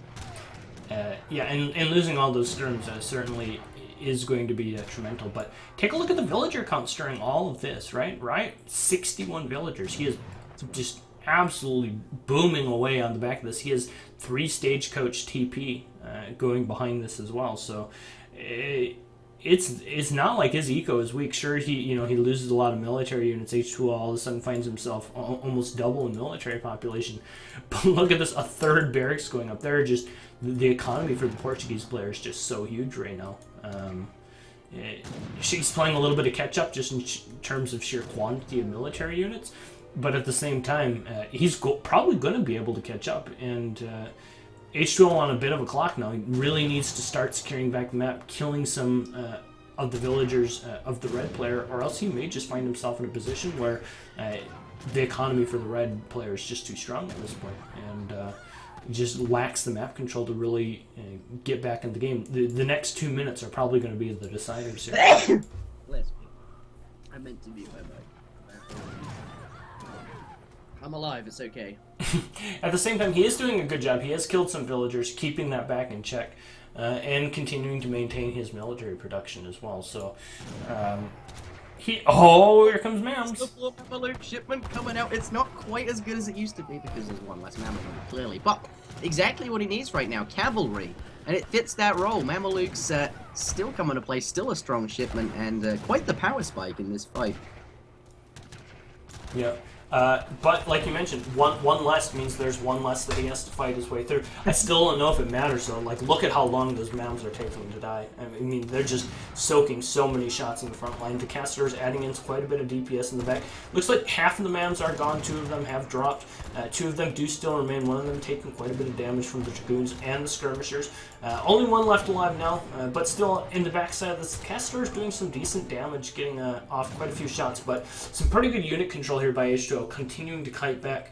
And now it looks like we're just going to have Skirmishers versus Skirmishers. Both sides going to kind of back off, and as the dust settles, things kind of going back a little bit to the norm. But still, look at the villager counts at this point. Very, very scary. Yeah. Although I do keep discounting the fact that Dutch can have a 6th bank. So yeah, and each of these is what? Like let's be generous. 4 8s. There's come on, interject. 8. 12 comes next. 4, 8, 12, 16, etc. There's a number of villages there in terms of actually having banks, and that does kind of fix the 59 to 27 deficit problem in terms of villager count, and has access to that 6th bank without having to send a shipment for it, which is very important, because if you have to send a shipment to make you more banks, you just fall behind drastically there. Organ guns a little bit exposed. The cavalry might be able to cheekily kill off both of those. Oh dear, absolutely biblicized that one there. And both. They're both dead. And at this point, we do have to also consider H2O has sent infantry combat, so his skirmishers are very, very strong at this point in the game. Going to be able to push back the red player once again. Yeah, red is struggling to come up with enough units. Is it just a case of the villagers finding it difficult to find a place to gather from? With this such a big villager deficit, I just thought Riot would be able to just pull units out of his ass, and H2O wouldn't be able to keep up. But Yeah. by the looks of it here, Blue here, definitely a reasonable sized army, and is competing with this whatever this economy is managing to produce.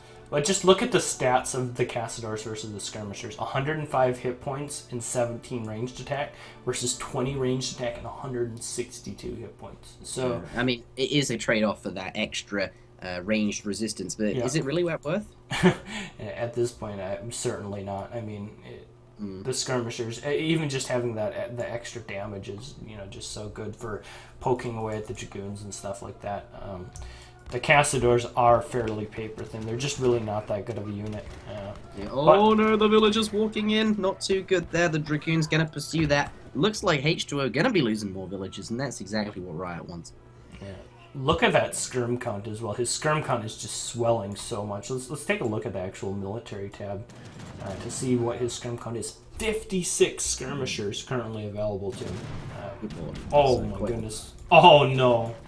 Is he just going to brute force those organ guns down? Oh no. Oh wow. Well, 56 skirms. We'll see what it is after this fight there. Oh dear, they're all the organ guns going to get.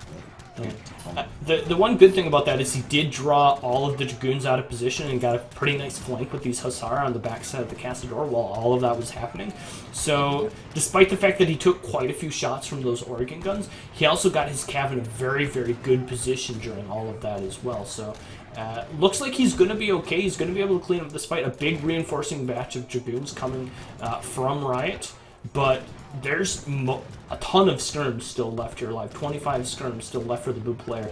Going to be able to cut their way through those Dragoons very, very quickly. And I don't know if there's enough Castadors and Minutemen up here to the north-hand side to really make that much of a difference.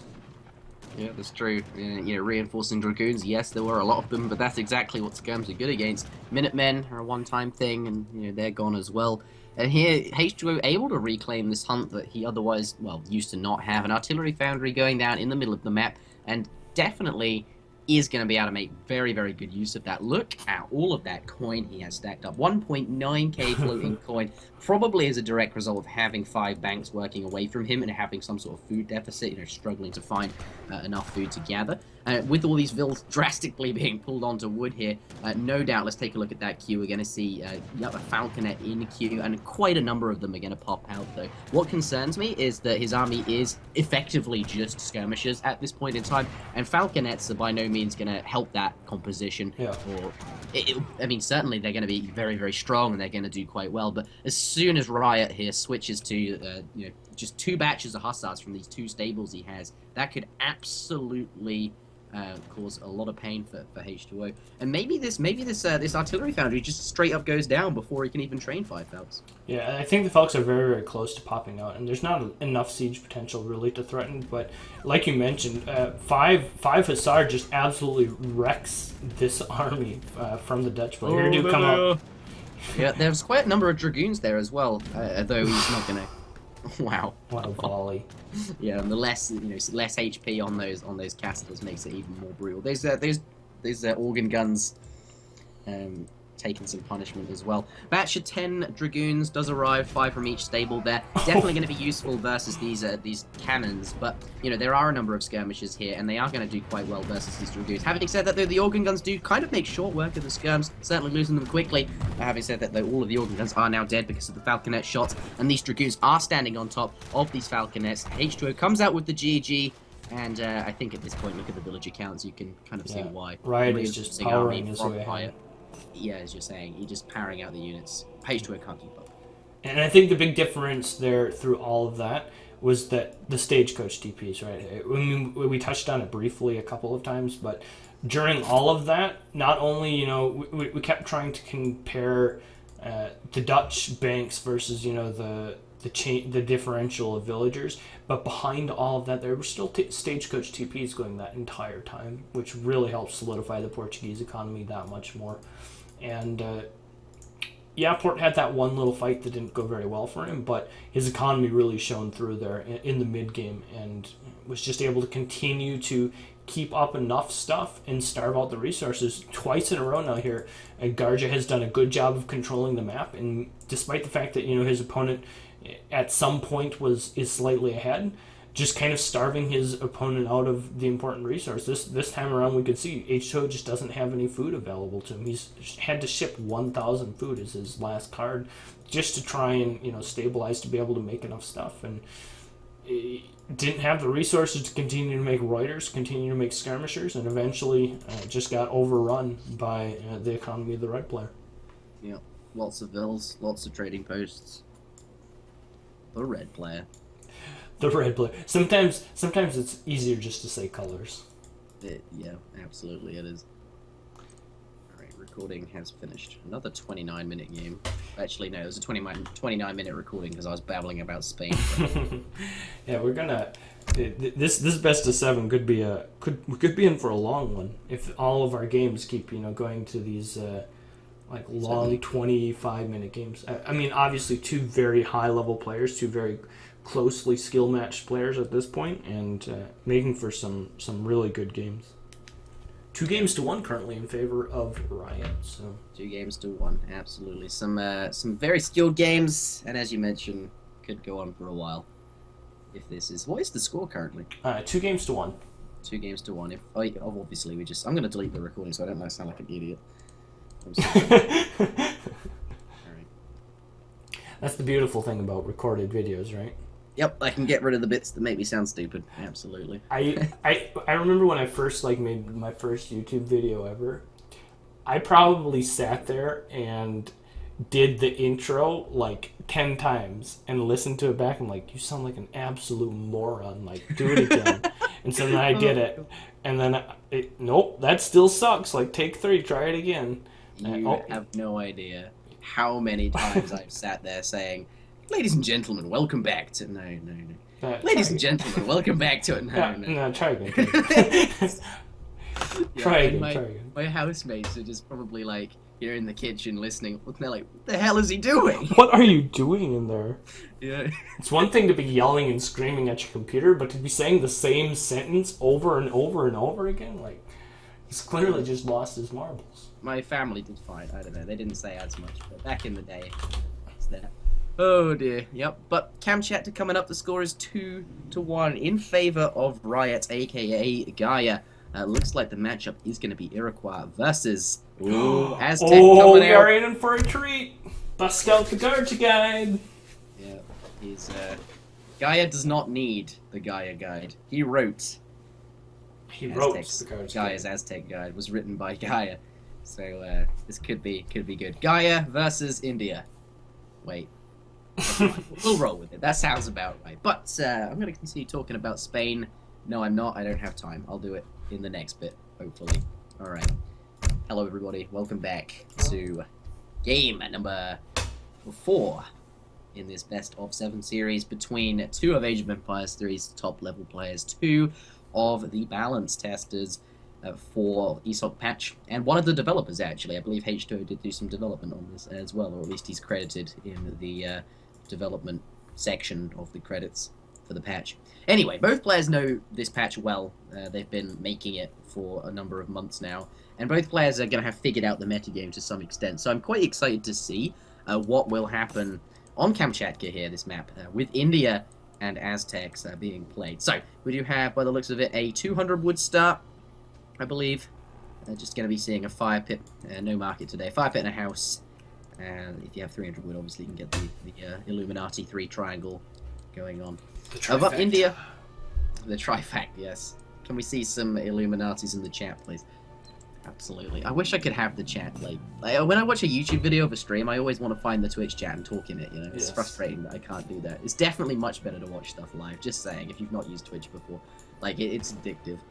It's a really good platform, really good service. But versus India, what do you think of this matchup, ZutaZuta? This matchup, I think, so first of all, it's worth noting that this matchup really hasn't changed any whatsoever. That's all. Neither Civ actually received any changes, I think. I think there's one small fix to Aztec in that they get 2 nobles huts when they age with the warrior instead of 1 or something like that. India can no longer make repentant Mamelukes in Age 3 along with other elements. Very small unlikely to influence this matchup really whatsoever. And to be perfectly fair, I think this matchup's fairly even to begin with. I do like India slightly more on more choky maps where they can buy some time and just kind of choke out the map with an aggro fort. And this map doesn't really necessarily lend itself to that. If you take a look at kind of the sides of the map, there's a little bit of kind of an interesting piece of land over here that maybe you can work around, but aside from that, the front of your base is very, very open. So much open room, so many different angles that you can come into the base from, which doesn't really pay India any dividends in the second age. So I think if I had to lean one way or the other, I would lean slightly in Aztec's favor on this matchup, just due to the map. But I think in general, this is a fairly close matchup, and both civs have lots of different things they can do. Both civs have all sorts of economic things they can do, and I think we'll just see a long Age 2 economic game. And it's really going to come down to, can Garja have the map presence that he's shown in the past 2 games? He's done such a good job of just starving out the map in the past couple games and just really controlling the map, and that's exactly what he's going to want to do here as well. There are naturally a ton of resources on this map. There are so many hunts and there are so many coin mines that he's going to have to, be playing a fairly long game. It's going to take until perhaps 14, 15, 16 minutes into the game until H2O has to wander out of his base and start thinking about controlling this coin mine, maybe securing some of these hunts up here, stuff like that.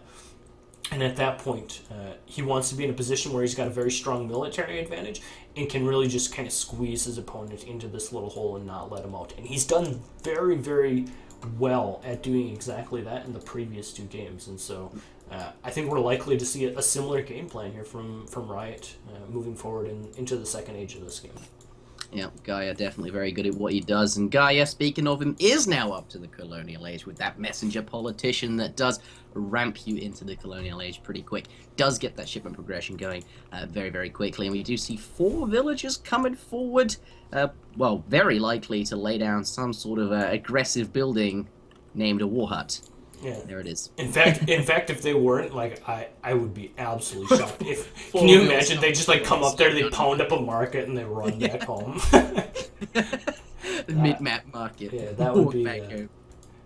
It just starts walling up the middle of the map or something like that. That would be very, very strange.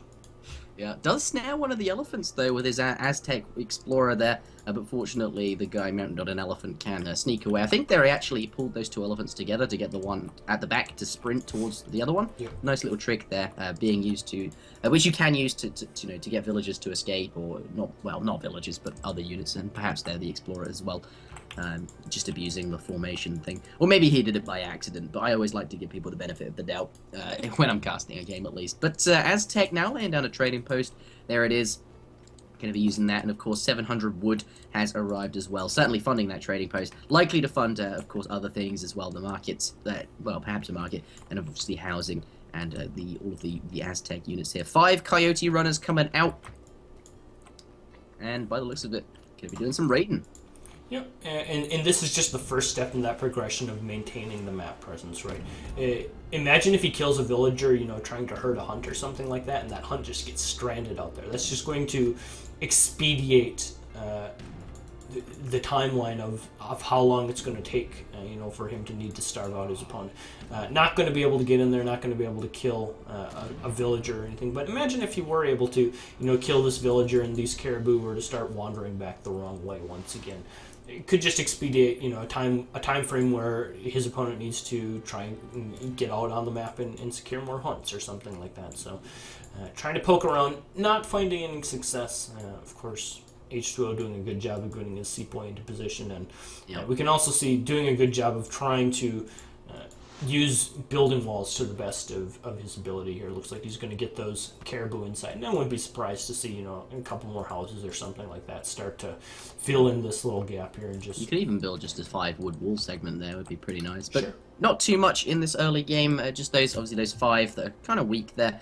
We saw 5 go in. They found some elephants to kill, and they started attacking them, trying to get those down. And whilst the elephants, of course, are similar to cavalry in the sense that you can pull a coyote back, did do a little bit of that sort of cavalry micro. But then the 2 sepoys showed up, and he ran away. Yeah, absolutely. Look at this wall plate, all of this place here.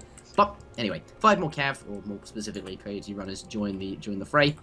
9 Mace Halton, or sorry, 10 Mace Halton shipment has arrived along with 5, and I think this spells go time. Yeah, Looks like he wants to push in with that Aztec Explorer, get the double XP from killing things, and now ramp up the pressure in H2O's base. And by the looks of it, it's going to be pressuring from the other side relative to where all of these sort of wall-y, defensive-y placed buildings were. Yeah, it's still going to be very difficult. The Hunt's in a very solid location, and H2O, although he is doing a very greedy build, you know, with the 600 wood, 300 export, now allying with the consulate. I believe these are his first trained military units. These 3 Gurk are coming out at the 7-minute and 10-second mark. At some point, you have to remember India can pull a lot of stuff out of basically thin air, and can play very greedy. You know, get very expensive market upgrades and stuff like that as a result, just because you have the European Minutemen that can come out from the consulate, you have the 2 sets of Minutemen that can come out, you can train a batch of units from the Agra Fort, and you could have, you know, maybe consulate units or something like that all popping out at the same time, which makes for going from essentially 0 army to 20 or so army in a heartbeat very, very easy. The 4 villagers have been shipped, so there will be no Hussar shipment coming from the consulate, but there are still the European Minutemen that are available. Yep, that's true. But here we go. Lots of units in H2O's base here. Gonna have to pull those bills back in the towns. And a couple of Gurkhas. And of course, those 2 Sepoy he has are defending. Likely to see the Minutemen, yep, there they are, plus a batch of 5 Gurkha as well. He is now, and of course the Centuries, the Indian Minutemen, is basically on top of his opponent here. A little bit vulnerable in the sense that there are, you know, 2 shooting buildings nearby, but does have a large army and is able to clear up most of the blue units here. Yeah, he is going to be able to kill a lot of stuff. The Sentries, the Irregulars, everything piling on, as it were, going to be able to kill this army, it looks like, from right. And this is the point that, you know, India just does this. Look at how much stuff just came out of there from seemingly out of nowhere. I mean, we were just mentioning, you know, a minute ago how he's just training his first batch of units now. And despite that fact that he didn't train very many units at all, hasn't really lost any villagers, hasn't been punished for this greedy play. And now if you take a look at the improvements tab, Garja has a single improvement, which is his age up to the 2nd age. And H2O has essentially every market upgrade in the books, including Imperial Bureaucracy that came down at 5 minutes and 28 seconds. So in terms of raw economic power and economic upgrades, H2O in a very, very solid position here moving forward. And it's going to once again be down to Garja controlling the map. Can he control the map for long enough to just starve his opponent out? Unfortunately for him, there are still a lot of resources left here for the India player in his base, which are going to be very easy to defend, which may prove problematic here moving forward. Yeah. But at the same time, he does have map control in the middle of the map, right? He's got the war hut that he built very early in the middle of the map. He does still have a slight military advantage. He has the 6 Pumas out. He has the better composition at this point, but at the same time, like, is it really going to matter? I mean, this is the point now where India feels good about their economy. They pop out the Hussar from the consulate. The 4 Sour have already been sent. We could see something maybe like 5 Sepoy coming next, just to continue to reinforce the military unit counts. And this is the point where going forward, his economy is very strong, and many units are going to be pouring out. That's absolutely true. I mean, the villager counts do look fairly even in the sense that, well, the numbers are even, but I have to remember here that, of course, H2O does have those trickles working away for him, and, Dutch, though, not Dutch, oh god, Aztec, he has just sent his 3 warrior priests, so they're not on the fire pit currently, but I'm sure he'll rectify that. They must have come to the war hut. Looks like they're taking the shameful march back. But if he can get those working away, and can get some more warrior priests out, and can continue to do what he's doing here, you know, you see assaulting these villages that are trying to gather the food over here, can keep their villager count threatened, and keep H2O on his toes, you know, maybe he can get back into this in terms of economic output. But at this point in time, does have more military units, and is doing a good job of pressuring this thing.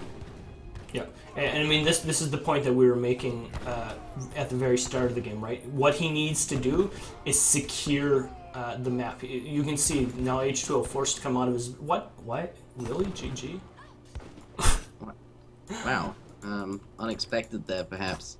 He's won this game. Like, he's not even losing.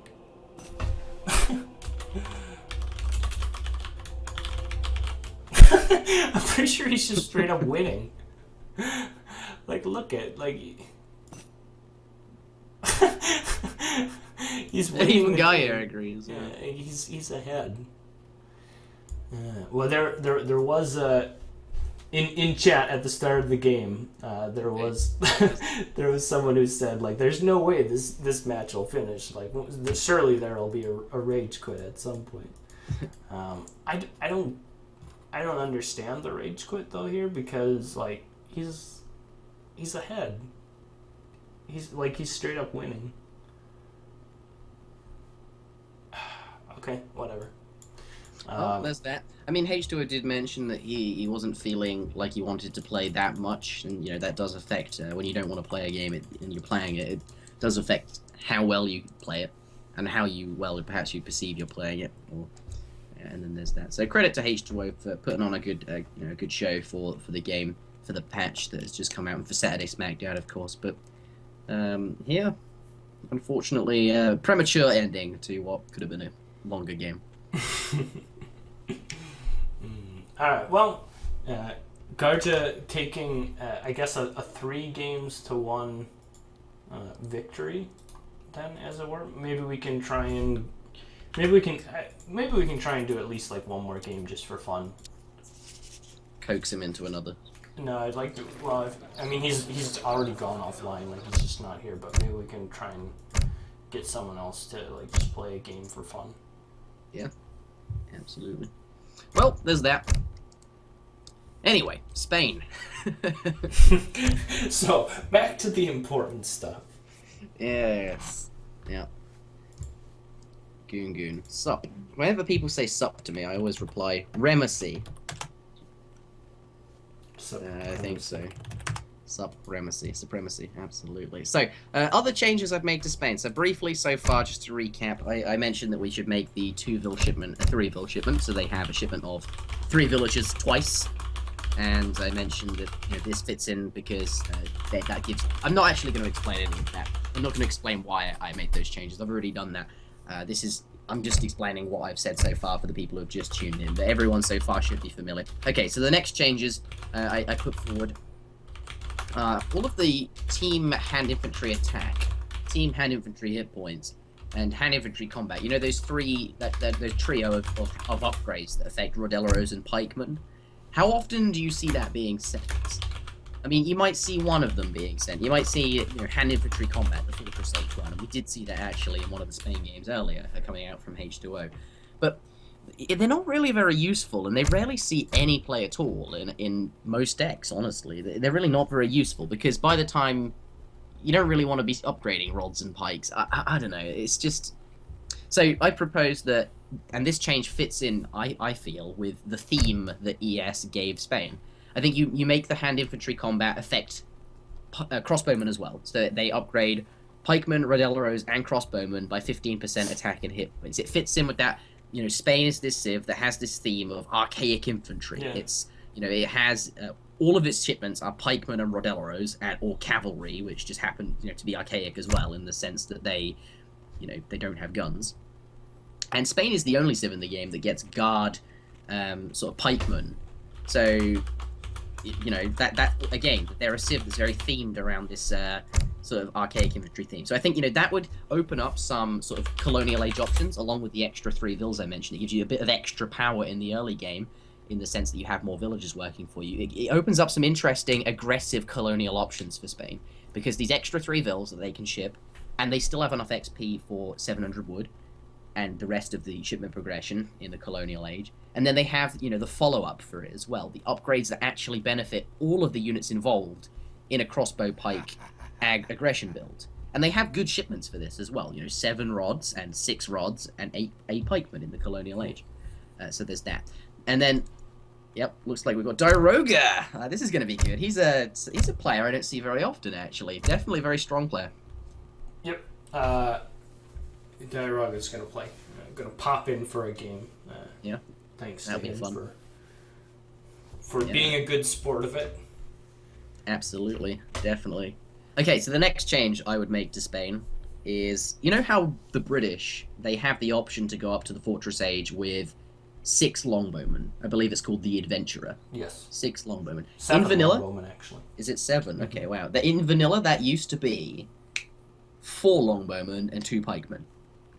Or 5 longbowmen and 2 pikemen. It was, and every other civ in the game that has the Adventurer politician receives 4 crossbowmen and 4 pikemen. Yep. And, you know, the reason British get different units is because they're British. They get longbowmen. They're different from crossbowmen. They don't have access to crossbowmen. Why can't Spain, and every other civ in the game, receive 8 crossbowmen instead of 4 pikemen and 4 crossbowmen? Which is completely useless. And this, I believe, shapes up or helps Spain out in the sense that they don't have any ranged infantry shipments. If you want to play a long colonial age game with Spain, and then you want to send 700 coin to age up because you found an opportunity to age up, you don't have that age up fast option. What you need instead is, you know, when you hit up after aging up, and it's taking forever because you don't have the age up fast option, 8 crossbowmen would be a very welcome sight. You know, 8 extra ranged infantry units to help you defend. Spain do not have any ranged infantry in the colonial age or fortress age, so it's very difficult once they get up to fortress to ship, you know, enough units to adequately defend.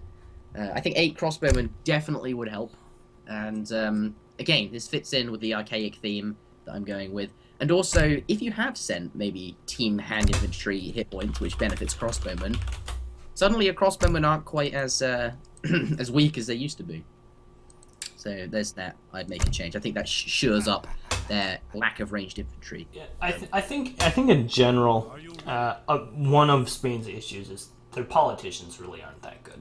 To be perfectly fair, their politicians compared to the other European politicians are lacking, and I will definitely agree with that. And I think having some sort of change to their politicians could be definitely beneficial to Spain, and I think it would make them much more competitive. I think, like, if you mean by change, I know you don't mean this at all, but if you to give Spain a straight up a 400 wood shipment in the colonial age, that certainly would help them out. Like, you know, but then they'd be effectively France. They'd be the same civ as France. They'd do all the same build orders that France do, and it would just be like playing France. It wouldn't, you know, it doesn't affect. It affects drastically civilization uniqueness and identity. So I think you can't just give Spain like a straight up 400 wood politician. But yeah, they do have some weak politicians. And my final change was, you know, they have access to guard crossbowmen. Guard pikemen. Why not just give them access to guard crossbowmen as well to fit the theme and to fit everything else I've said so far? I think it would be interesting to make, like, I mean, Team Archaic Infantry is a pretty good, or Fast Training Archaic Infantry, or whatever that H1 card is really good, right? And so, like, if you made it like themed with that, just in general, I think that could bring some interesting change to Spain in general. But maybe that whole discussion needs its own time to be discussed, because I think we're about ready to play the game. All right, let me just end this recording and start the next one. Capture 3. I am going to make a video about this. I think we ought to have like a podcast discussion or something at some point. I don't know. Those kind of things are not done enough and could be interesting. All right, let me begin this recording. All right, ladies and gentlemen, welcome back to another game. Not in the same series here. Looks like H2O has headed on out. I do have Riot still, Garja, playing versus Diroga, a very, very strong player who played a lot back in the day and is still, of course, very good right now. Rated as a colonel currently, and there's that. So, the map is Manchuria, and we do have, spawning in the north of the map, Riot, playing as indeed the Chinese. There he is. GLHF with the Italian flag. There it is. Nice. Good luck, fun have. Good luck, fun have. I don't know, Tech FH obviously means fun have. GLFH, fun have. Definitely does. There we have Diroga in the south of the map playing as French, and I believe he is French as a person. Yeah, I think that is correct. Very thematic. Playing the home civ. Did you start playing the Brits as your first civ because you were British? No, but I did start playing Brits as my first civ because I thought they were batshit OP and clearly stronger than all of the other civilizations. But like when you turn on the game for the first time, you choose a civilization to play. You're probably going to be like playing, like a single player, like against the computer or something. What civ did you pick?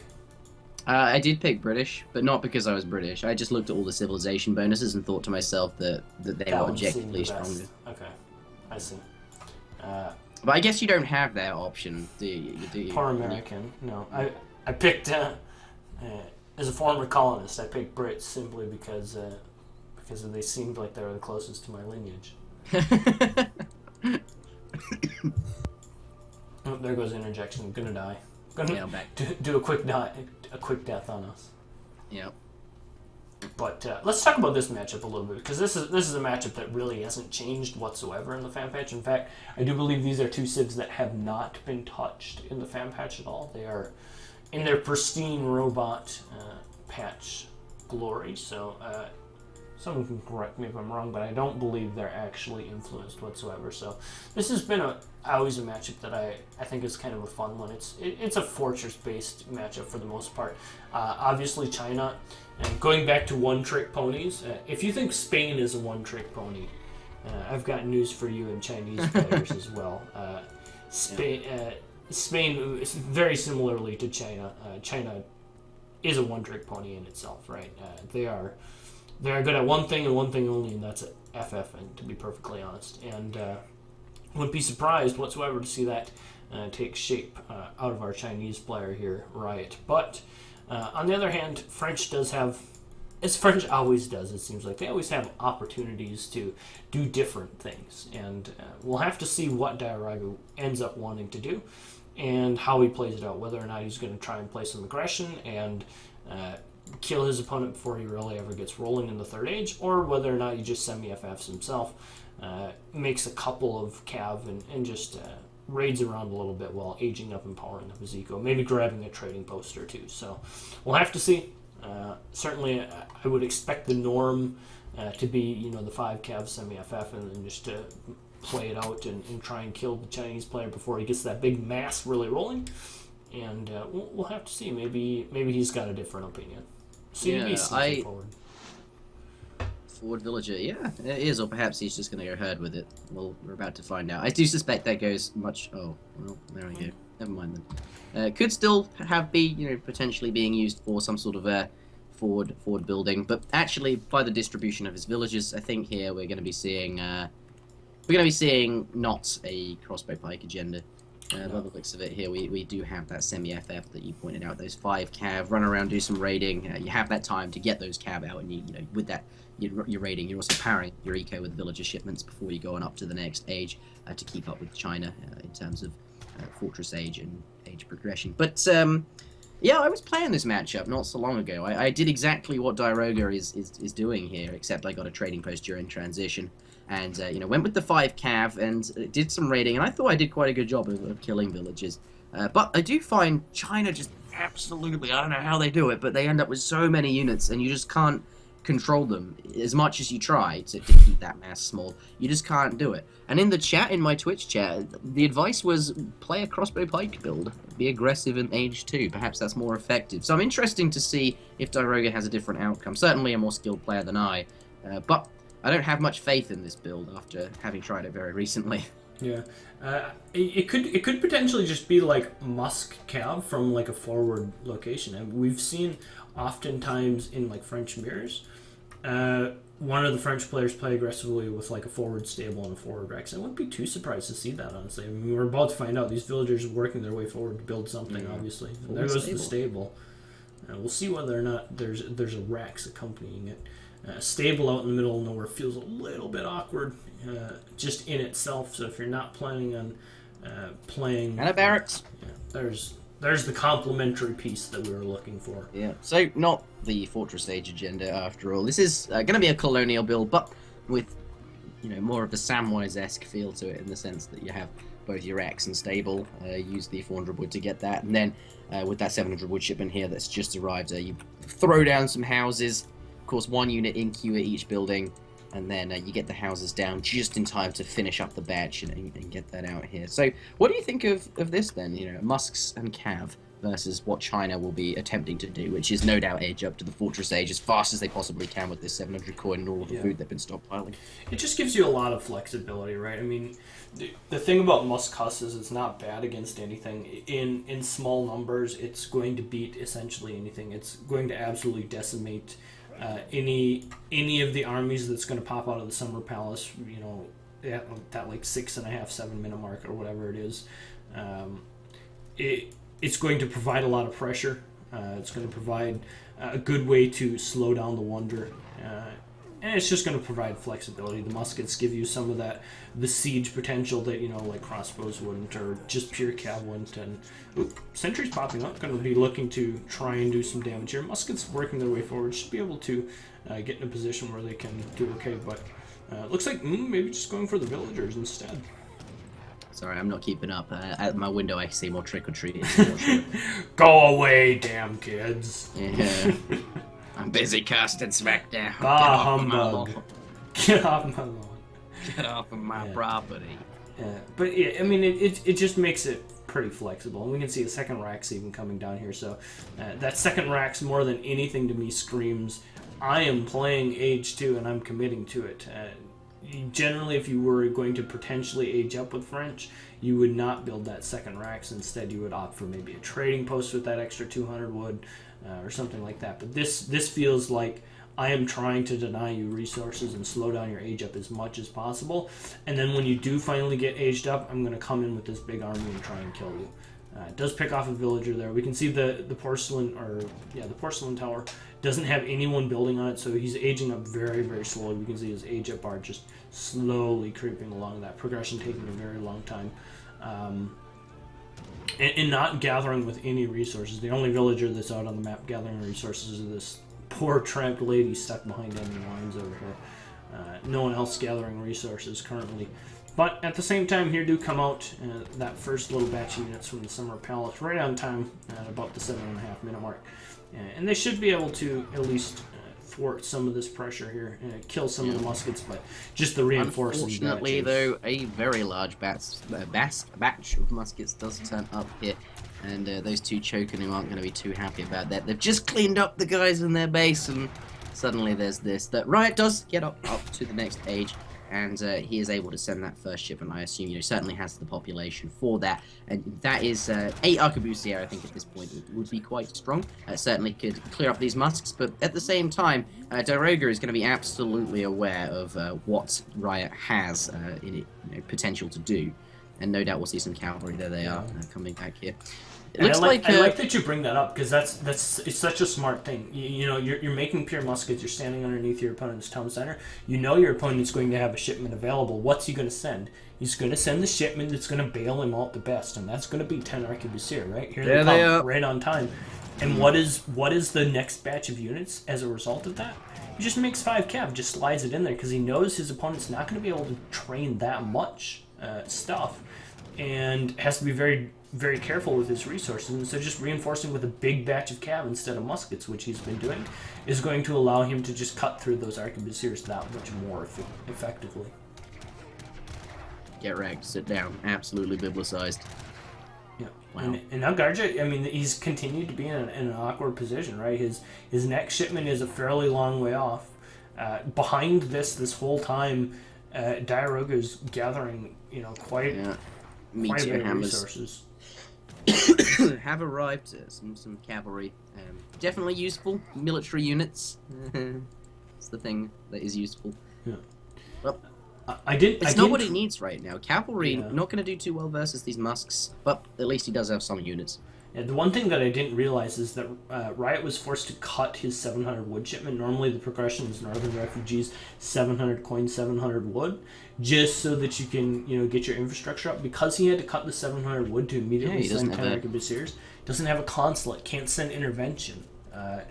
He doesn't have a war academy. He's lacking a lot of stuff. We can see the consulate trying to come up now, and the reason he wants that consulate and is prioritizing that is because he wants intervention. That's kind of his bailout go-to card here. Going to really help him out. but without that consulate, you can't send intervention. So trying to desperately get that up, but there's so many units here for the red player right underneath his town center. It's going to be in danger of perhaps going down before he ever makes use of it. Yeah, and at this point, it's very, very hard to stack up any units at all, because as soon as you train a batch or send a shipment, they're just on their own. They need to be cute. They need to be stacked up somewhere. They need to go somewhere and wait for other units. So you've got, you know, either a composition or lots of units in one area. Very easy for at this point for Diroga to just kill them as they come out, and that's exactly what Riot doesn't want. Looks like Riot does have another shipment sending. He does have his console up, is allied with the Brits, so we have to assume intervention is on its way. And should the intervention muskets fail to kind of even the score here in the middle of his base? There they are. Redcoat's definitely very strong, but there's quite a number of, you know, British units here, and then here we see Riot trying to get them away, running them away, going to be, you know, kiting as he leaves, but it's not enough. He needs more. Yeah, and he's a long ways off his next shipment. His next shipment is not going to be coming, you know, anytime soon, because he's got all of his villagers in his town center. His next shipment is a long ways off. He's not even close to having 400 export needed. He just feels pretty dead at this point. He does have a War Academy up now here. Can almost train a batch of units out. Almost has the resources to be able to do that, but does it really matter? I mean, are 6 Redcoats and 3 Qingdao Swordsmen and 3 Arquebusiers, are they really going to save him? The obvious answer here is no. I mean, take a look at the military population. 46 for the red player at this point is going to be very, very difficult to come back from. He has let his opponent out of underneath his town center, going to allow him some time to gather from some of these that have been fattening on his villages. But I don't know that it's necessarily going to matter. There's the GG call, and I think it's an appropriate time to resign. The army for red here is just far absolutely too monstrous. You see that reinforcing batch of hussars, and you already think what you're dealing with is unmanageable. That does conclude at the end of the game, and that does demonstrate exactly how to deal with China. Yeah, and a way to deal with China. I mean, French has lots of options here, and I really like this. Yeah, certainly playing aggressive is the most straightforward option, right? Because there's far less room for error. You just stand underneath your opponent's town center, you kill stuff as it comes out, you be very judicious with your micro, and as long as everything's on point there, the aggressive player is going to win most times in this matchup. It can get sloppy if you get surrounded by Minutemen and a bad timing from a batch of old Han, or maybe some pikes pop out or something like that. But Diaraga doing a really good job of just maintaining the pressure, keeping his composure, keeping his units together, and then just good reinforcing timings. That big back have coming right out when the 10 Arquebusiers were about to hit the field, as you mentioned. Absolute brilliant timing there from him, and as a result, just able to clean those up and just stop any sort of snowball ever from getting going for the green player and taking a fairly decisive victory. Yeah, I think also a couple things to point out that Garja could have done to help defend against that. He pointed these out himself, was he didn't use his villagers in combat at all. Also, the choice to age up with the Porcelain Tower is an interesting one. Certainly it is very good because it generates a lot of resources, but it doesn't give you any extra units. Imagine if he did have those extra Arquebusier for, which you receive upon aging up. You do get those. Yeah, it is those. Mm-hmm. Yep. Would have certainly been very useful in holding that, have a couple of extra units. I believe he didn't switch his palace, he mentioned. And he said he didn't. Yeah, there's that. So there's a couple of things that could have gone differently, and here it does look very one-sided, and perhaps if played differently, it wouldn't have been. Yeah. But still, a very well played from Diroga there, and resulting in a win for all of the reasons you mentioned. And it's important to mention that those kinds of mistakes are just amplified even more against a player like Diaraga, who's a very high level, very strong, good player. If you make those mistakes against someone who's like maybe a major or a captain, a little bit lower PR, you can get away with it, and they make mistakes of their own that you're able to punish in similar ways. But just the transition timings and stuff make it for a very difficult situation when you make those slight mistakes. And Diaraga able to punish them quite nice. So there's that. Just taking a quick look at the post-game graphs for anybody who was interested. Sometimes when I don't show them, people get narky. So I'll show them. Military count, not very useful. Military population, much more useful, though very similar actually. But that does conclude the end of this game and the end of the series as well. Another Smackdown event comes to a close. Yep. A lot of fun these though. Yeah. Especially with the on a new patch. That's certainly spiced them up a bit. Some excitement. I do actually also have a replay to do today as well. Someone submitted a replay, and it's on this patch as well. So I will be taking a look at that immediately after this game. But as Interjection mentioned, I think that's going to be it for the games today. Got to see some really good games. You know, that game on Hudson I thought was a really fun game to watch. Spain versus Port. Not a matchup you see a ton of on Robot Patch, and as a result of each of those civs being slightly stronger, I think that was a really great game. So a fun series, if nothing else. Yep. So just to quickly recap before I disappear and Zuta does do his game analysis, we are playing on the ESOC patch. You can go and download this very easily at the website eso-community.net. That is eso-community.net, whatever you want to call it. That symbol, a dash, with that. I'll put it in the link for those of you in the chat. Basically what you do, head on over to that website. It'll be in the description if this is a YouTube video. And you'll find a big link that says ESOC patch 1.0. So click on that, and your virus detector might go, oh, hold on a moment, this looks sketchy to me. And it'll do that because it's because it is sketchy. It rightfully is is slightly sketchy. It's basically like your virus detector will think this is a program that's trying to edit files, which is, True. It's an exe, so it's always going to be sketchy. But also, it's a file that very few people have ever used before, and obviously all virus protectors are going to take statistics on what files, files that see a lot of downloads or a lot of people use. That they're usually safe.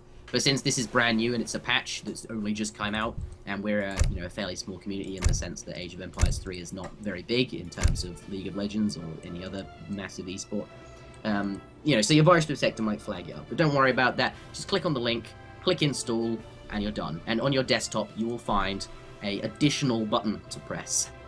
You'll have the ordinary Age of Empires 3 that you're used to loading up to play the game, but you'll also have another one that says ESOC patch, and you can click that, and you can use either of them to load up whichever version of the game you like. And once you've downloaded the patch, it will auto-update if any changes are made. No nonsense, no manual faffing around. You literally just go to the website, download it, install it, and you're done. So there is that, and I will leave you on that note. Thank you very much for watching, everybody.